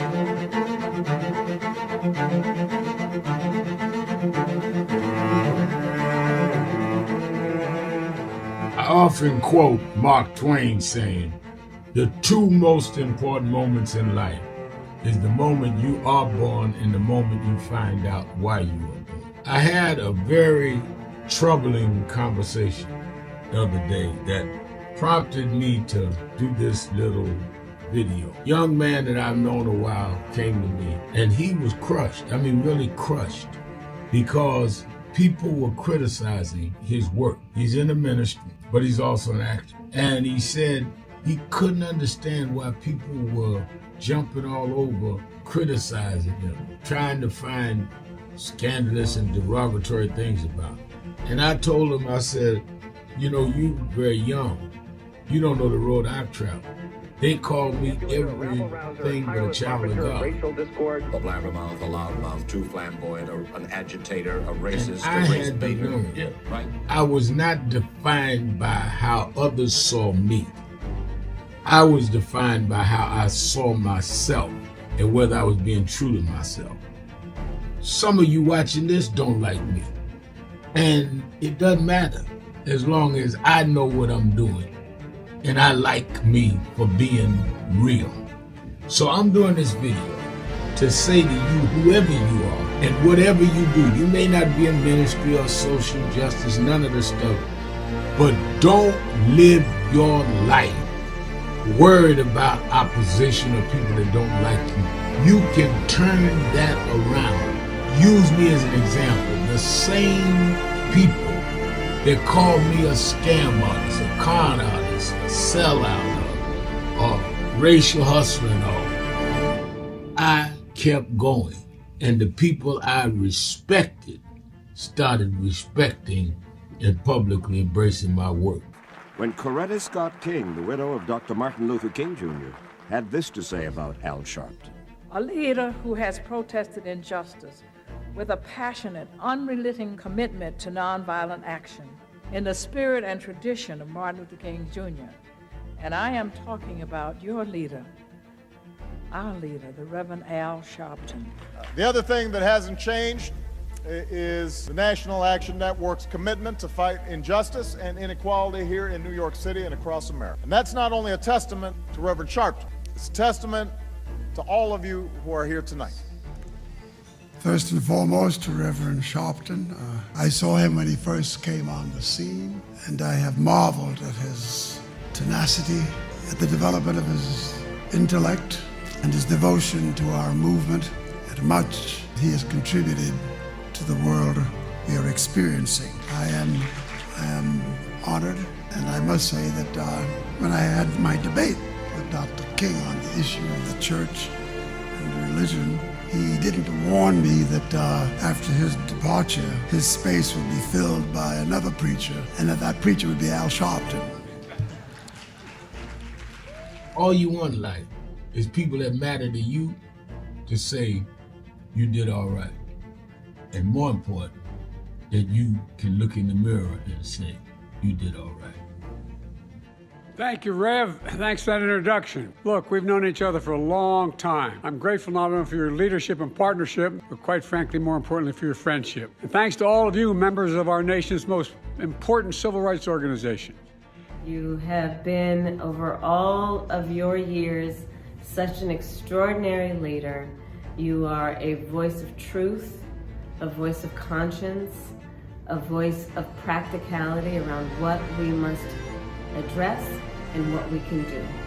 And I thank you so much for your friendship. I remember that most of the youth around Al's age, he was about 12, wanted to be like Connie Hawkins, a great basketball player, legend, or Earl the Pearl, or Clyde Frazier. Al wanted to be like Adam Powell, a powerful preacher with a social justice gospel. He was very close to, at that time, to Reverend William Augustus Jones, powerful preacher and social justice advocate, and Reverend Gardner Taylor State right down the street, and Bishop Washington, whose church he came from, and Reverend Sandy Ray. He wanted to be like these giant preachers. He wanted them to have the edge, however, of the King's social justice dimension. He wanted to be like them, now he's one of them.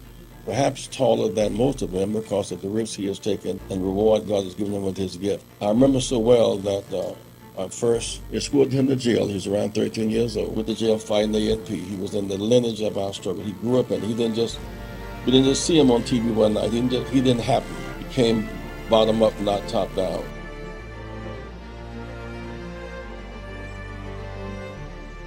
No justice! No justice! No justice! What do we want? Justice! What do we want? Justice! We are the sons and the daughters. We gotta stand up and make it loud. Just like our God told the Pharaoh, let my people go, go. We are a new generation from the ones who have come before. He's calling us into freedom. Let my people go, go. We gonna shine and shade. Give me a papa God, rain, make the heavens. If you don't say you know what trouble, let my people go, go. The blood, sweat, and the tears that we gathered through the years. If you don't say you know what trouble, let my people go, go. Wade in the water, we did wade in the water, children. Thank you for joining us for Weekdays Live with Reverend Al Sharpton. Take the time to share this broadcast right now. Tell your friends it's time to keep it real with Reverend Al. Comment your questions now in the chat or call Reverend Al Sharpton directly on air at 877-532-5797. Now stay tuned for Reverend Al. This is Reverend Al Sharpton. As you watch the broadcast, Support National Action Network. Go to www.nationalactionnetwork.net and be involved. You can join, take your membership right online, www.nationalactionnetwork.net. Getting ready to start the program, but we need you to be part of the movement.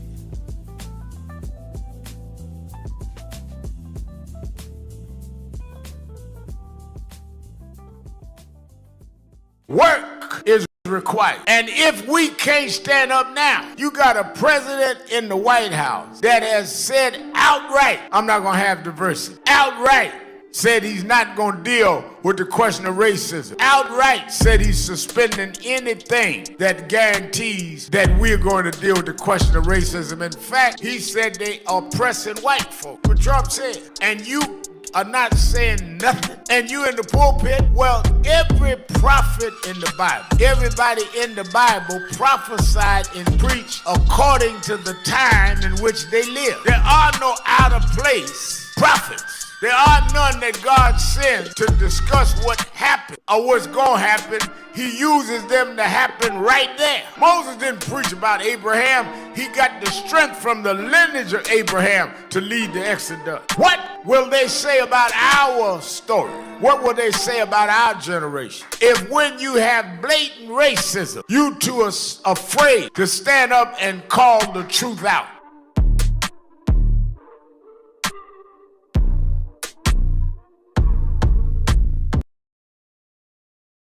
Thank you for joining us for Weekdays Live with Reverend Al Sharpton. Take the time to share this broadcast right now. Tell your friends it's time to keep it real with Reverend Al. Comment your questions now in the chat or call Reverend Al Sharpton directly on air at 877-532-5797. Now stay tuned for Reverend Al. This is Reverend Al Sharpton. As you watch the broadcast, support National Action Network. Go to www.nationalactionnetwork.net and be involved. You can join, take your membership right online, www.nationalactionnetwork.net. Getting ready to start the program, but we need you to be part of the movement.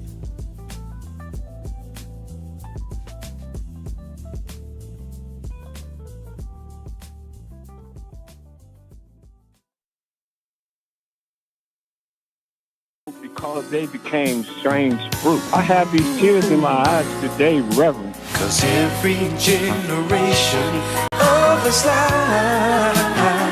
Live from the National Action Network corporate headquarters in New York, where injustice goes, he follows. 30 years ago, Yusuf Hawkins was the young 16-year-old brother killed for being in a white neighborhood in Brooklyn. I got stabbed leading one of those marches. Keeping it real. It's Exhale Friday with America's #1 civil rights leader, the Reverend Al Sharpton. You're live, sir. Keeping it real. Keeping it real. I'm your host, Reverend Al Sharpton, and we're back. 1-877-532-5797. Don't forget, Congressman Al Green will be among my guests tomorrow on Politics Nation with Al Sharpton live at 5 p.m. Eastern Time, and then Sunday at 5 p.m. I will have several members of the Senate and caucus live from Selma with me. I'll be in Selma, Alabama for the march. Live from Selma Sunday, live from New York tomorrow. And among my guests, Congressman Al Green, who was censored for standing up during the speech by Donald Trump. How sensitive. Never censored the people that disrupted Biden or Obama. But they censored Al Green. I'm going to talk about it with him tomorrow. Let me also remind you to make sure you go to www.nationalactionnetwork.net and register. The numbers are popping. We're going to run out of space. Don't wait. And I'll talk about it at the end of the hour. Let me go to our union organizer extraordinaire, Brother Percy in Detroit. Percy? Reverend Al. Yes, sir. Hey man, just kind of checking in with you. I've been busy. Still organizing these home care workers in our state of Michigan because we got that Senate bill passed in 2024 when we were with our Democrat leadership in majority. For them to organize this year to negotiate for a contract for the home care workers and get better benefits. But look, I'm checking in, man. So I'm listening. I'm not going to mention his name, but it's just amazing how you're going to call and going to say that you saw with your own eyes what the Democrats were doing, how they wouldn't stand up. But yet, here it is, January the 6th. You didn't see what happened then? No, you didn't see that. I mean, and you saw what happened then. But the fact that you saw what happened then, you give that a pass that is so detrimental to our country, and you sit up and vote for this man that allowed that, and you want to, and then the other guy and not only that, Percy, when the young boy stood up, they panned to the young boy. They didn't even show what the Democrats or the Republicans was doing. We heard a lot of clapping. So how did he see something that they never panned to? I mean, it's just ridiculous. And it's just that they refuse to call balls and strikes and be fair about it. And they're hypocritical. I don't know what, like your mama say, ain't no good in them, and a lot of them. I'm talking about the ones who act like that ain't no good in them. Right. So I ain't gonna put it on all of them. That's right. The ones that act like that. And then the other young man gonna call. You gonna sit up here and give up our voting rights, our human rights, our civil rights, the money that they invested in our colleges, our black colleges, that the past administration, the school, all the school debt that they relieved us on, the package that Kamala Harris had she had a black agenda for our community, and she had an agenda for everybody to be able to get housing, to be able to be better for the home care workers. They were talking about making it so Medicare would be it would be a national help for home care workers instead of just, what we get now, just our state, man. So, but look, I got honored a little bit with my union, Black History Month, for being involved in the community and involved with our union membership, right? And they asked me to give a quote. That's really what I'm calling about. They asked me to give a quote of one of our past black leaders, of a quote that always stays with me. And I quoted Malcolm X. Mm-hmm. Malcolm X made a quote in 1965. And here's the quote.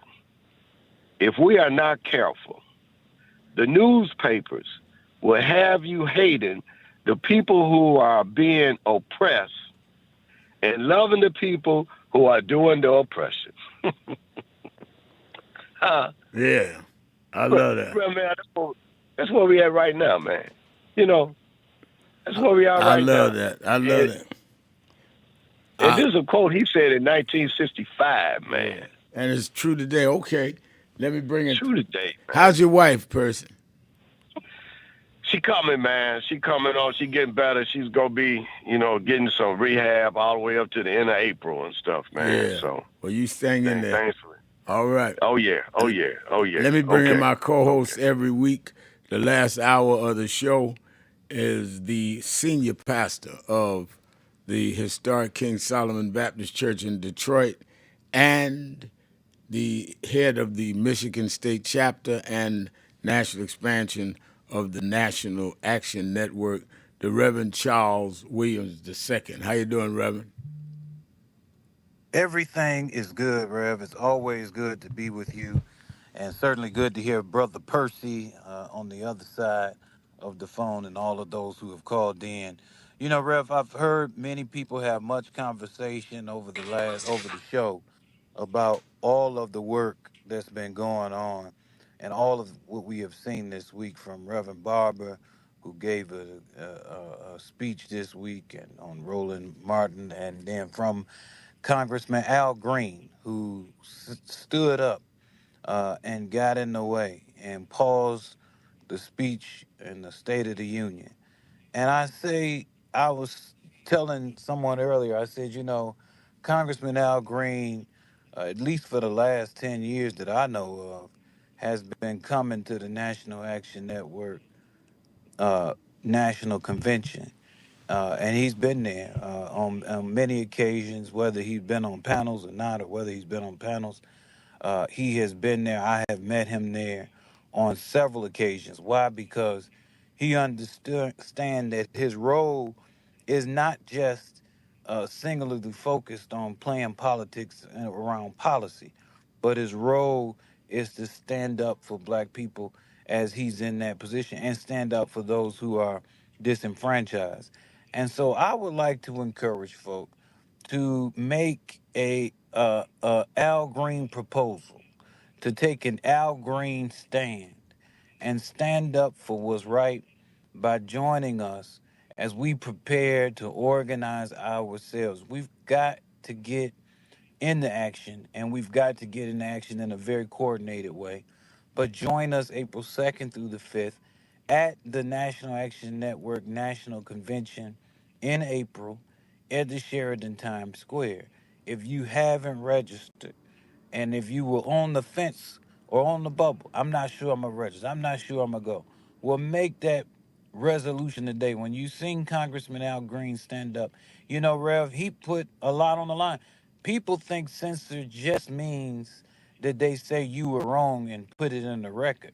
There's a lot of possibilities of what could have happened when you stand up like that. He could have lost his pension. He could have lost his retirement. He could have lost his seat, for that matter. And when you have lived long enough, like yourself, who've seen people like Adam Clayton Powell be persecuted, John Conyers and others be persecuted and lose their seat and lose their positions, you know what could happen. So we sacrifice just like Al Green. We fix our plane tickets, we get our plane tickets, we book our hotels, and we head to the National Action Network National Convention and we get our and we pull our support together and move this movement forward. All right, let me go to Ray in Cincinnati, Ohio, the Buzz. Ray, you're keeping it real with Sharpton and Williams.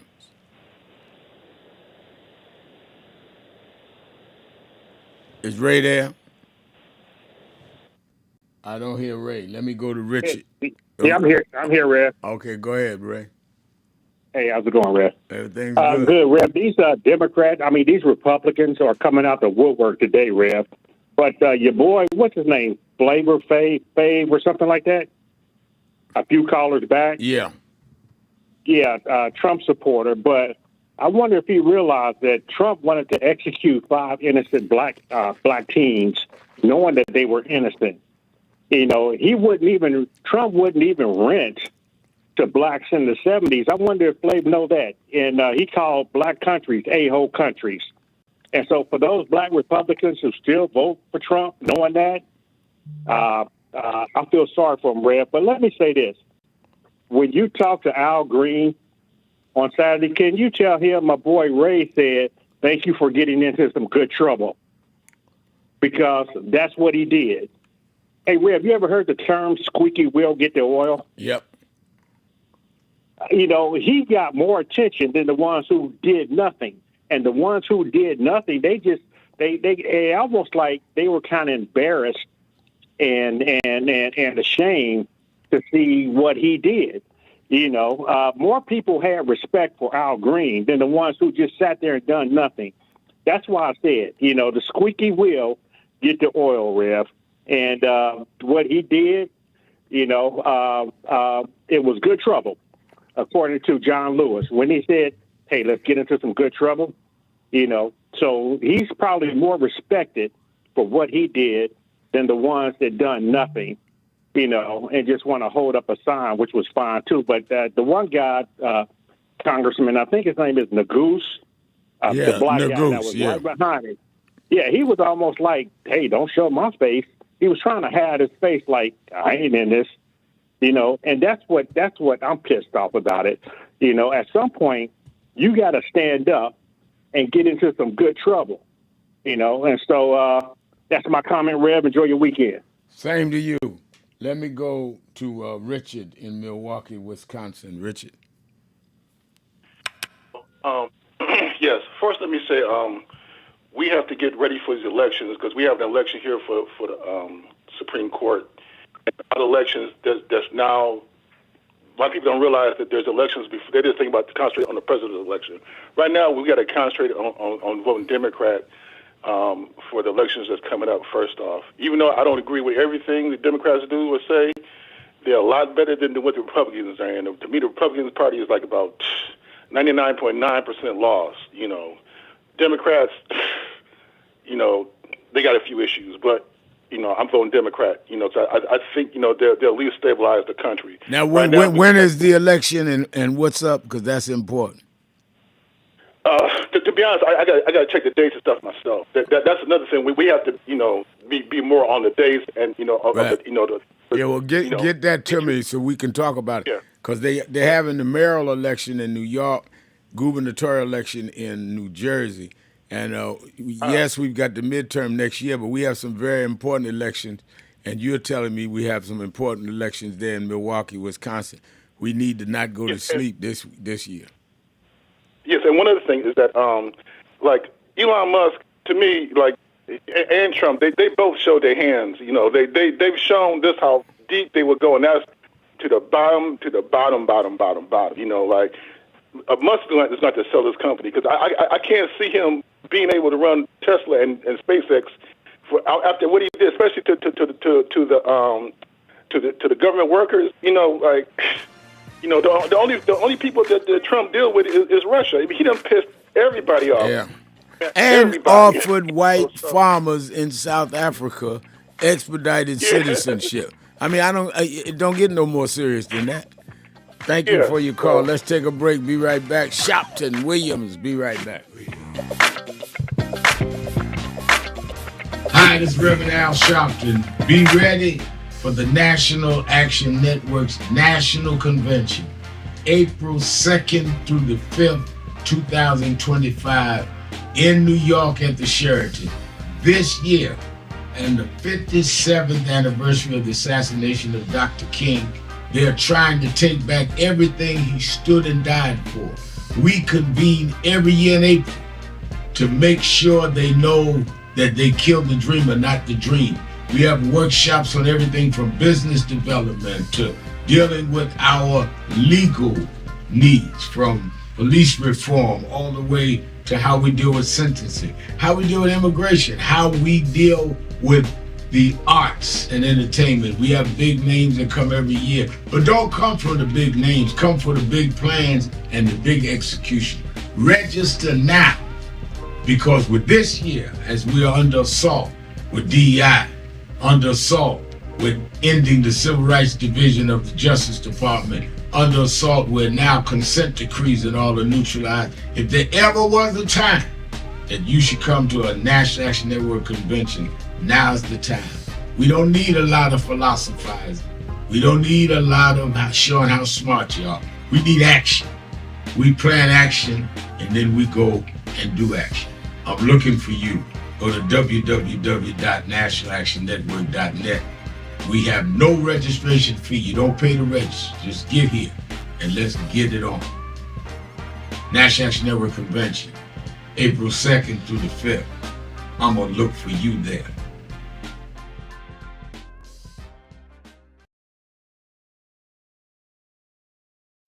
Stop telling yourself you're not confident of what you could do. When people with half your skills and a quarter of your talent have gone on to create big waves in life, if you look at them and you know you're more gifted than them, then what is your problem? You are looking for someone to come and drag you into success. You've got to use what you have, which is, in my judgment, more skillful than others I've known in your areas. Use that and Believe in that. And your confidence will build up as you get going and start doing. And don't chase the spotlight. Sharpen your skills. Live in your purpose. And you'll get so good the spotlight will be chasing you. Be so good they can't help but talk about you and put the spotlight on you. You don't get your energy from chasing the spotlight. You get your energy by chasing your purpose. The spotlight and other adulation will come with it. Have a great day.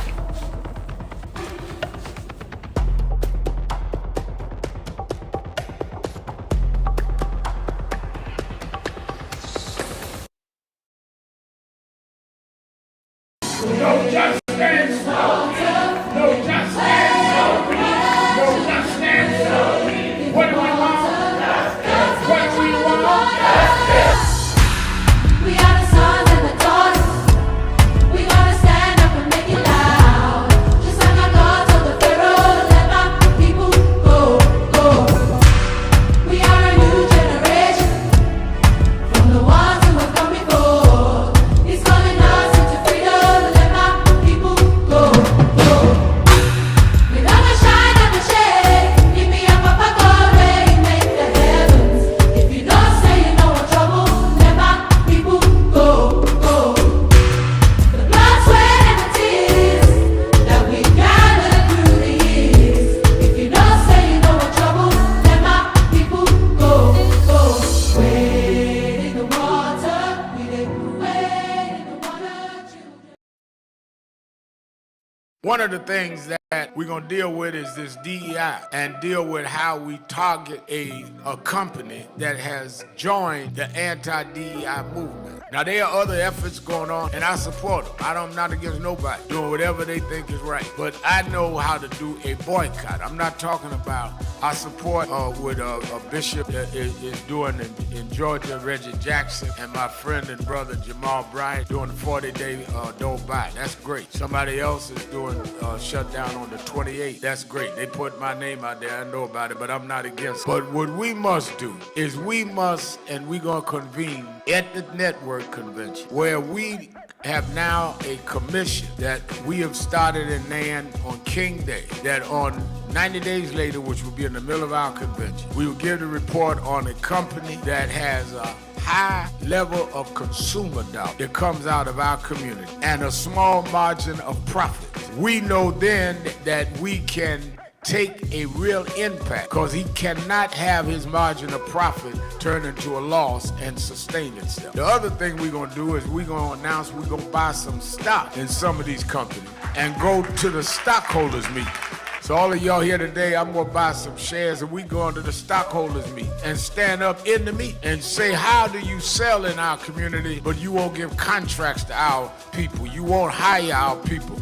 You won't deal with the C-suites. So we're going to have a multi-pronged strategy. Why don't you advertise on black media? We're going across the board and we're laying out the plan. And we got people those 4 days. People that are watching that want to come, all you have to do is register www.nationalactionnetwork.net, or you can call the toll-free number. You can call now. People are at the phones now at 1-877-626-4651.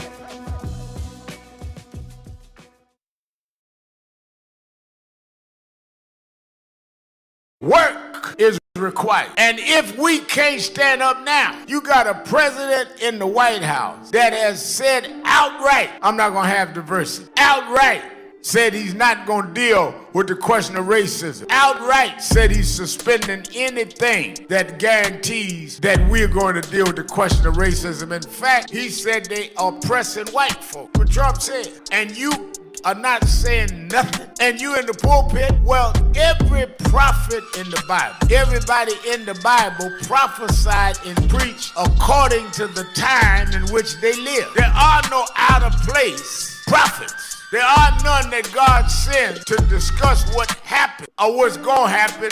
He uses them to happen right there. Moses didn't preach about Abraham. He got the strength from the lineage of Abraham to lead the Exodus. What will they say about our story? What will they say about our generation? If when you have blatant racism, you two are afraid to stand up and call the truth out.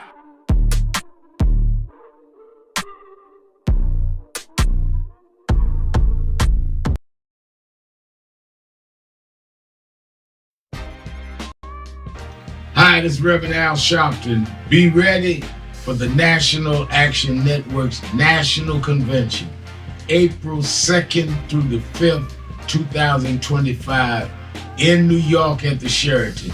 This year, and the 57th anniversary of the assassination of Dr. King, they're trying to take back everything he stood and died for. We convene every year in April to make sure they know that they killed the dreamer, not the dream.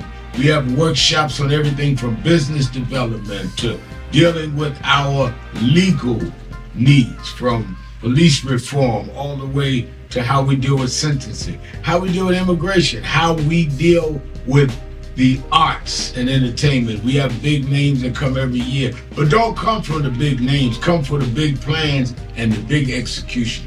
Register now. Because with this year, as we are under assault with DEI, under assault with ending the Civil Rights Division of the Justice Department, under assault with now consent decrees and all are neutralized, if there ever was a time that you should come to a National Action Network convention, now's the time. We don't need a lot of philosophizing. We don't need a lot of showing how smart you are. We need action. We plan action and then we go and do action. I'm looking for you. Go to www.nationalactionnetwork.net. We have no registration fee. You don't pay to register. Just get here and let's get it on. National Action Network Convention, April 2nd through the 5th. I'm going to look for you there. I am your host, Reverend Al Sharpton. Reverend Charles Williams II is our co-host. Reverend Williams, after President Trump gave his address the other night, it was the senator from your state of Michigan that gave the rebuttal. What did you think of her rebuttal?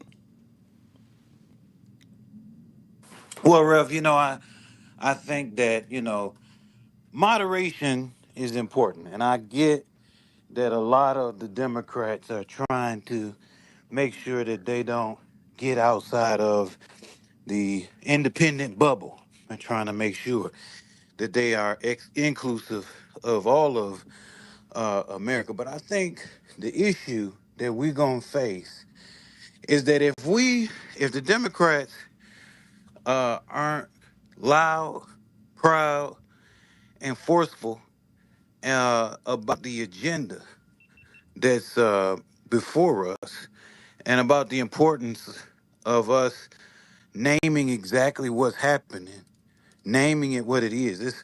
It's just like you don't hear Democrats saying much about DEI. I mean, if these are issues that matter not just to the working class, but they matter to us all over the spectrum. And so I think it's going to be so very important that we not only cater to the middle of the road, but we also cater. And when I say the middle of the road, what I'm saying is trying to pander to folks who would follow after a Trump agenda. That's not helping us, but making sure we make it very clear that this agenda is harmful to all of America. I think that's more important. So I wouldn't say that it was a A+, but I would definitely say it was A-. All right, let's go to Andre in Atlanta, Georgia, WAOK. Andre. Good afternoon, Reverend, and to Reverend Williams. Good afternoon. Rev, your first call today was from Miss Eunice in Chicago. Right. Miss Eunice is to your show what the Associated Press has traditionally been, until recently, to the press briefings in the White House. The Associated Press has traditionally, until Trump recently barred them, the Associated Press has traditionally always asked the first question during White House briefings. Likewise, Ms. Eunice should always be the first call you take on days where she calls in. But anyway, Rev, this morning I saw for maybe the 100th time the video footage of Bloody Sunday at the Edmund Pettus Bridge in Selma. And I got to tell you, the older I get, the harder it is for me to watch that footage. Yeah, they played it when I was on Morning Joe this morning. It gets to you, don't it? Absolutely. It does. But in watching it this morning, I also realized that watching that footage re-energizes me, that it helps me to stay focused, and that it strengthens my commitment to the cause. So I'd just like to suggest to everyone that whenever we're feeling defeated or lost in this age of MAGA, as many of us did after the 2024 election, just go to YouTube and type in the words Bloody Sunday or Selma March and watch the old black and white news footage of what happened to us on that day. Or if you happen to be watching TV and any of those clips come across your TV screen, press the record button on your DVR remote so that you can save that footage and watch it at any time in the future. I guarantee you that watching that footage will re-energize you. Rev, I'd like to weigh in on what you and a couple of callers discussed earlier, which is the criticism that Democrats who attended Trump's address to Congress on Tuesday are receiving from right-wing media outlets, including Rupert Murdoch's House of Prostitution, better known as Fox News, regarding the Democrats not standing or applauding, if they didn't, when Trump spoke of the 13-year-old cancer survivor. The journalistic prostitutes at Fox News are boo-hooing and claiming that Democrats are, quote-unquote, heartless and soulless for not standing or applauding to recognize a 13-year-old cancer survivor. It's a ridiculous notion. It's a typical juvenile right-wing MAGA red herring. The Democrats in that chamber were not standing or applauding for a cancer survivor. They were not standing or applauding to display their disgust at a so-called president who would stoop so low, who would be so slimy as to use a 13-year-old cancer survivor as a political prop to help advance his racist agenda. And how do we know that Trump was using this 13-year-old cancer survivor as a prop? Because he told us that during that address that this 13-year-old cancer survivor wanted to be a police officer someday. Did he tell this 13-year-old cancer survivor or this cancer survivor's father that during his previous tenure as president that he did absolutely nothing for 3 hours while police at the United States Capitol were getting their brains beaten out? Did he also tell this 13-year-old cancer survivor or this cancer survivor's father that the moment that he began serving as president again about a month and a half ago, that he pardoned all of those low-life thugs who beat police officers and released hundreds of violent convicted felons onto the streets of America? Did he tell this 13-year-old cancer survivor or the survivor's father any of that? That is how we know that this convicted felon-in-chief was using a 13-year-old cancer survivor as a prop. And that is why Democrats during that address to Congress refused to stand if they didn't, or refused to applaud if they didn't, which was exactly the right thing to do. But good try, MAGA world. Tell Sean Hannity that his talking point isn't working. One last thing, Rev. I think that there's an obvious parallel to be drawn between how Donald Trump is treating President Zelensky of Ukraine and how he's treating New York Mayor Eric Adams. As you've stated many times, if Trump truly believed that Mayor Adams was treated unfairly, then go all in and pardon the mayor. Likewise, if Trump truly believes that having American citizens present in Ukraine to rape that country of its precious minerals will prevent Vladimir Putin from violating any ceasefire agreement, then go all in and put it in writing in the agreement. Don't just talk about it, put it in writing. Otherwise, you're just keeping both President Zelensky on a leash, just as you're doing President Adams. There's the same parallel between the two. That's right. I agree. Let's take our break. Keeping it real. Sharpton Williams. Be right back. Keeping it real. I had a thought this morning that I want to share with you about mentorship. I am able to do a lot of what I do because I had great mentors, but there are correct ways and incorrect ways to mentor people, in my opinion. I was mentored as a boy preacher by Bishop F.D. Washington, one of the great Pentecostal preachers of his time. Then Reverend William Jones, who became my pastor after Bishop Washington died, who was unquestionably in the top 5 black church ministers, theologians. Reverend Jesse Jackson, who I started my activism under his leadership, he and Reverend Jones. And I learned politics directly as a youth director from Shirley Chisholm. So even though I didn't finish college, I had the most unique education in the world from being exposed to giants. But the one thing I learned is as I grew older and people started coming younger than me and wanted me to teach and mentor them, the magic of the mentors I had is they did not want me to be their clone. They wanted me to learn things from them and use my own gifts and talent in my own unique way and let me do things on my own, because they knew that if I flopped in some things, it would teach me for the other things. They'll come and help me once I was down, but they were not going to have me avoid being down. And they were not going to impose themselves on me. Why am I saying that? Because too many mentors want clones. And too many mentees want their mentors to put them on a pedestal. Oh, so-and-so didn't do this for me. Oh, so-and-so didn't open doors for me. If they got to open doors for you, it may mean that they knew you weren't ready to go through those doors. Their job is to prepare you. Your job is to develop your own skills, your own unique ways. And I don't care if it's my daughters, who both have come into their own, or anyone else. I'm not a talent agent. I did not form National Action Network to give people their step up. I formed it to fight for justice for everybody. If talented people get in, it's my job to invest and give them a platform. It's their job to get on the platform and perform and show their ability. Sitting with me today in the office as I talk about is one of my mentees, Reverend Stephen Marshall.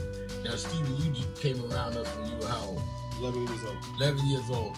You just turned 40 and now you're called to the ministry? Yes, sir.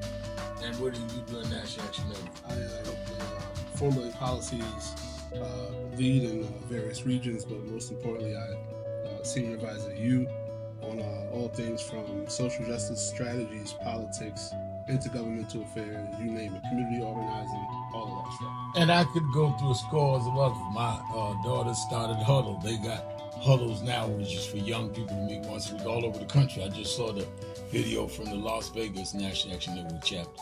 Now, when you decided to preach, did I ever tell you to become a preacher? Not one time. Who called you to preach? The Lord.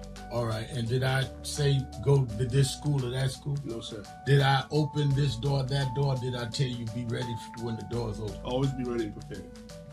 And that's what I'm saying. Get you some young people than you that you can help along the way. But don't be their talent agent. Their talent must speak for themselves. And anybody that grumbles with you about so-and-so didn't do something for them, maybe it's because they didn't feel you were ready, or that they felt if they did it, you wouldn't do it on your own. But we all don't live forever. I want the next generation to speak of me, of National Action Network, and others, the way I speak of Reverend Jones and Bishop Washington and Shirley Chisholm and Reverend Jackson.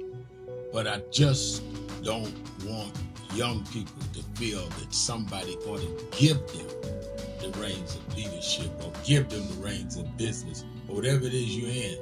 You need to learn from their journey, get the pearls of wisdom from them, but don't have them do for you, because then it means you can't do it for yourself.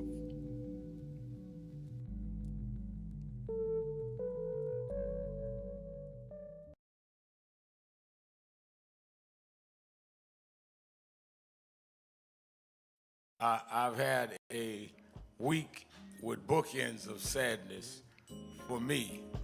On Monday, I believe, we got word of the passing of Roberta Flack, And Berta Flack, many of you that's been members of NAN for years, she supported this organization.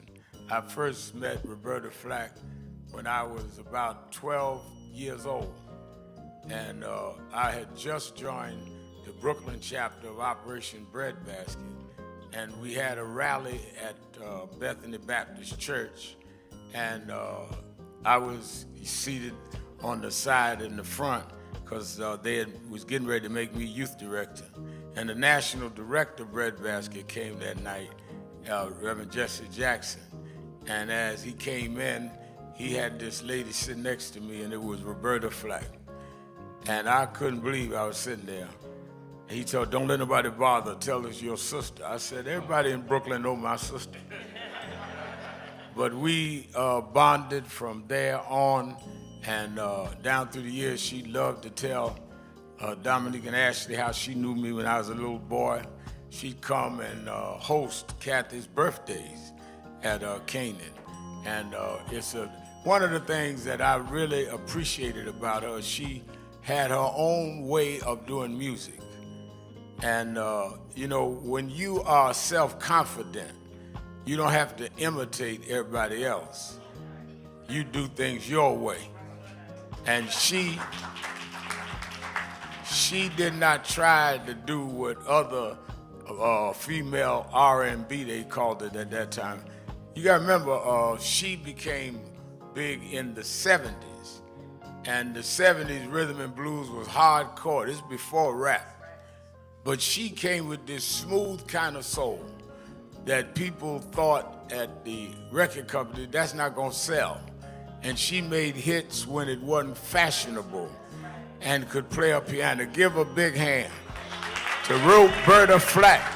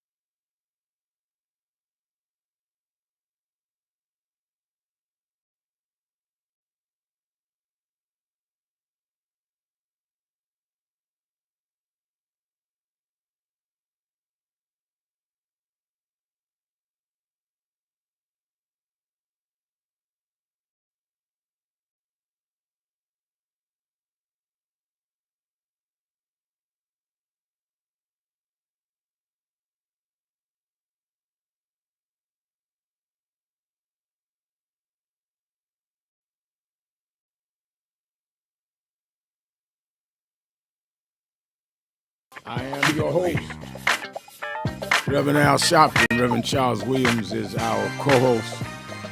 Don't forget, tomorrow, Saturday, 5 p.m. Eastern Time, Politics Nation with Al Sharpton live at 5 p.m. Eastern Time. Among my guests tomorrow night will be Congressman Al Green. And then on Sunday at 5 p.m. Eastern Time, I'll be live from Selma, Alabama, and we'll talk about voting rights with some of the members of Congress and some of our leading activists, as well as some of the foot soldiers that are still alive that marched across that bridge in 1965. Also, you that are in the New York area, I will be at the House of Justice in the morning for the Saturday rally. Don't say I heard Rev's going to Selma. I am going late tomorrow night. I'm doing my show, and I'll be at the rally.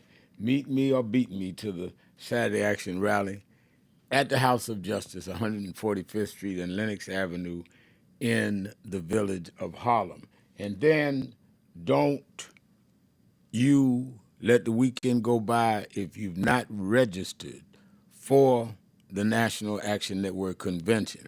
And we got a lot coming at you. I've just teased a little bit, but it is the 2nd through the 5th of April. If you can't do every day, do one day. And I'm going to release the whole schedule probably this week coming.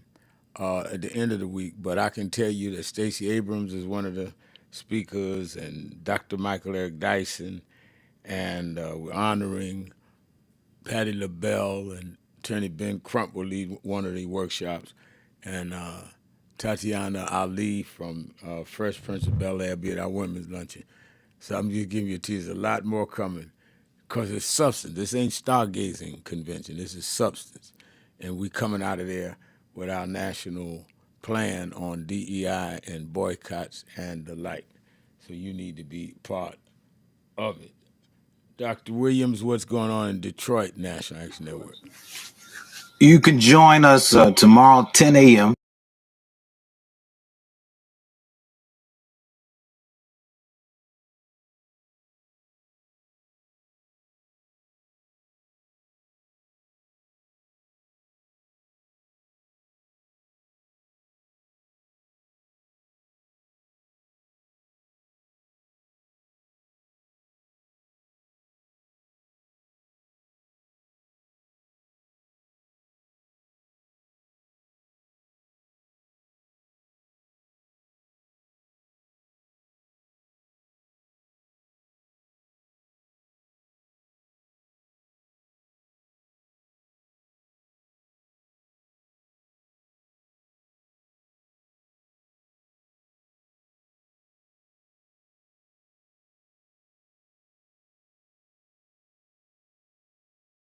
Roberta Flack, great artist, will be Monday. That's why I'm coming right back from Selma. I'm doing the eulogy. It will be 4 p.m. At the Abyssinian Baptist Church, 138th and 7th, where Adam Clayton Powell and his father used to pastor when I was growing up. And then the funeral for NAACP stalwart Hazel Dukes will be on Wednesday morning at 10:30 at the Mother AME Zion Church, 137th Street, where Reverend Malcolm Bird, who is also Chief Operating Officer of National Action Network, he's the pastor. All right, let's go back to the phone. Let's go to Raymond in Milwaukee, WNOV. Raymond? Yeah, Reverend Sharpton? Yeah. Reverend Williams?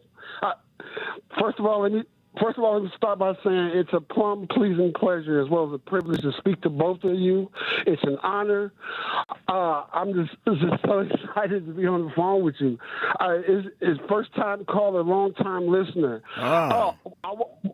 Yeah, I just want real fast. I just wanted to piggyback on a call that you had a minute ago. He was talking about there's a Supreme Court race in Wisconsin on April 1st with a lady by the name of Susan Crawford going against the Trump supporter Brad Schimmel. I'm out canvassing. I'm out knocking on doors. I'm trying to get people involved and inspired.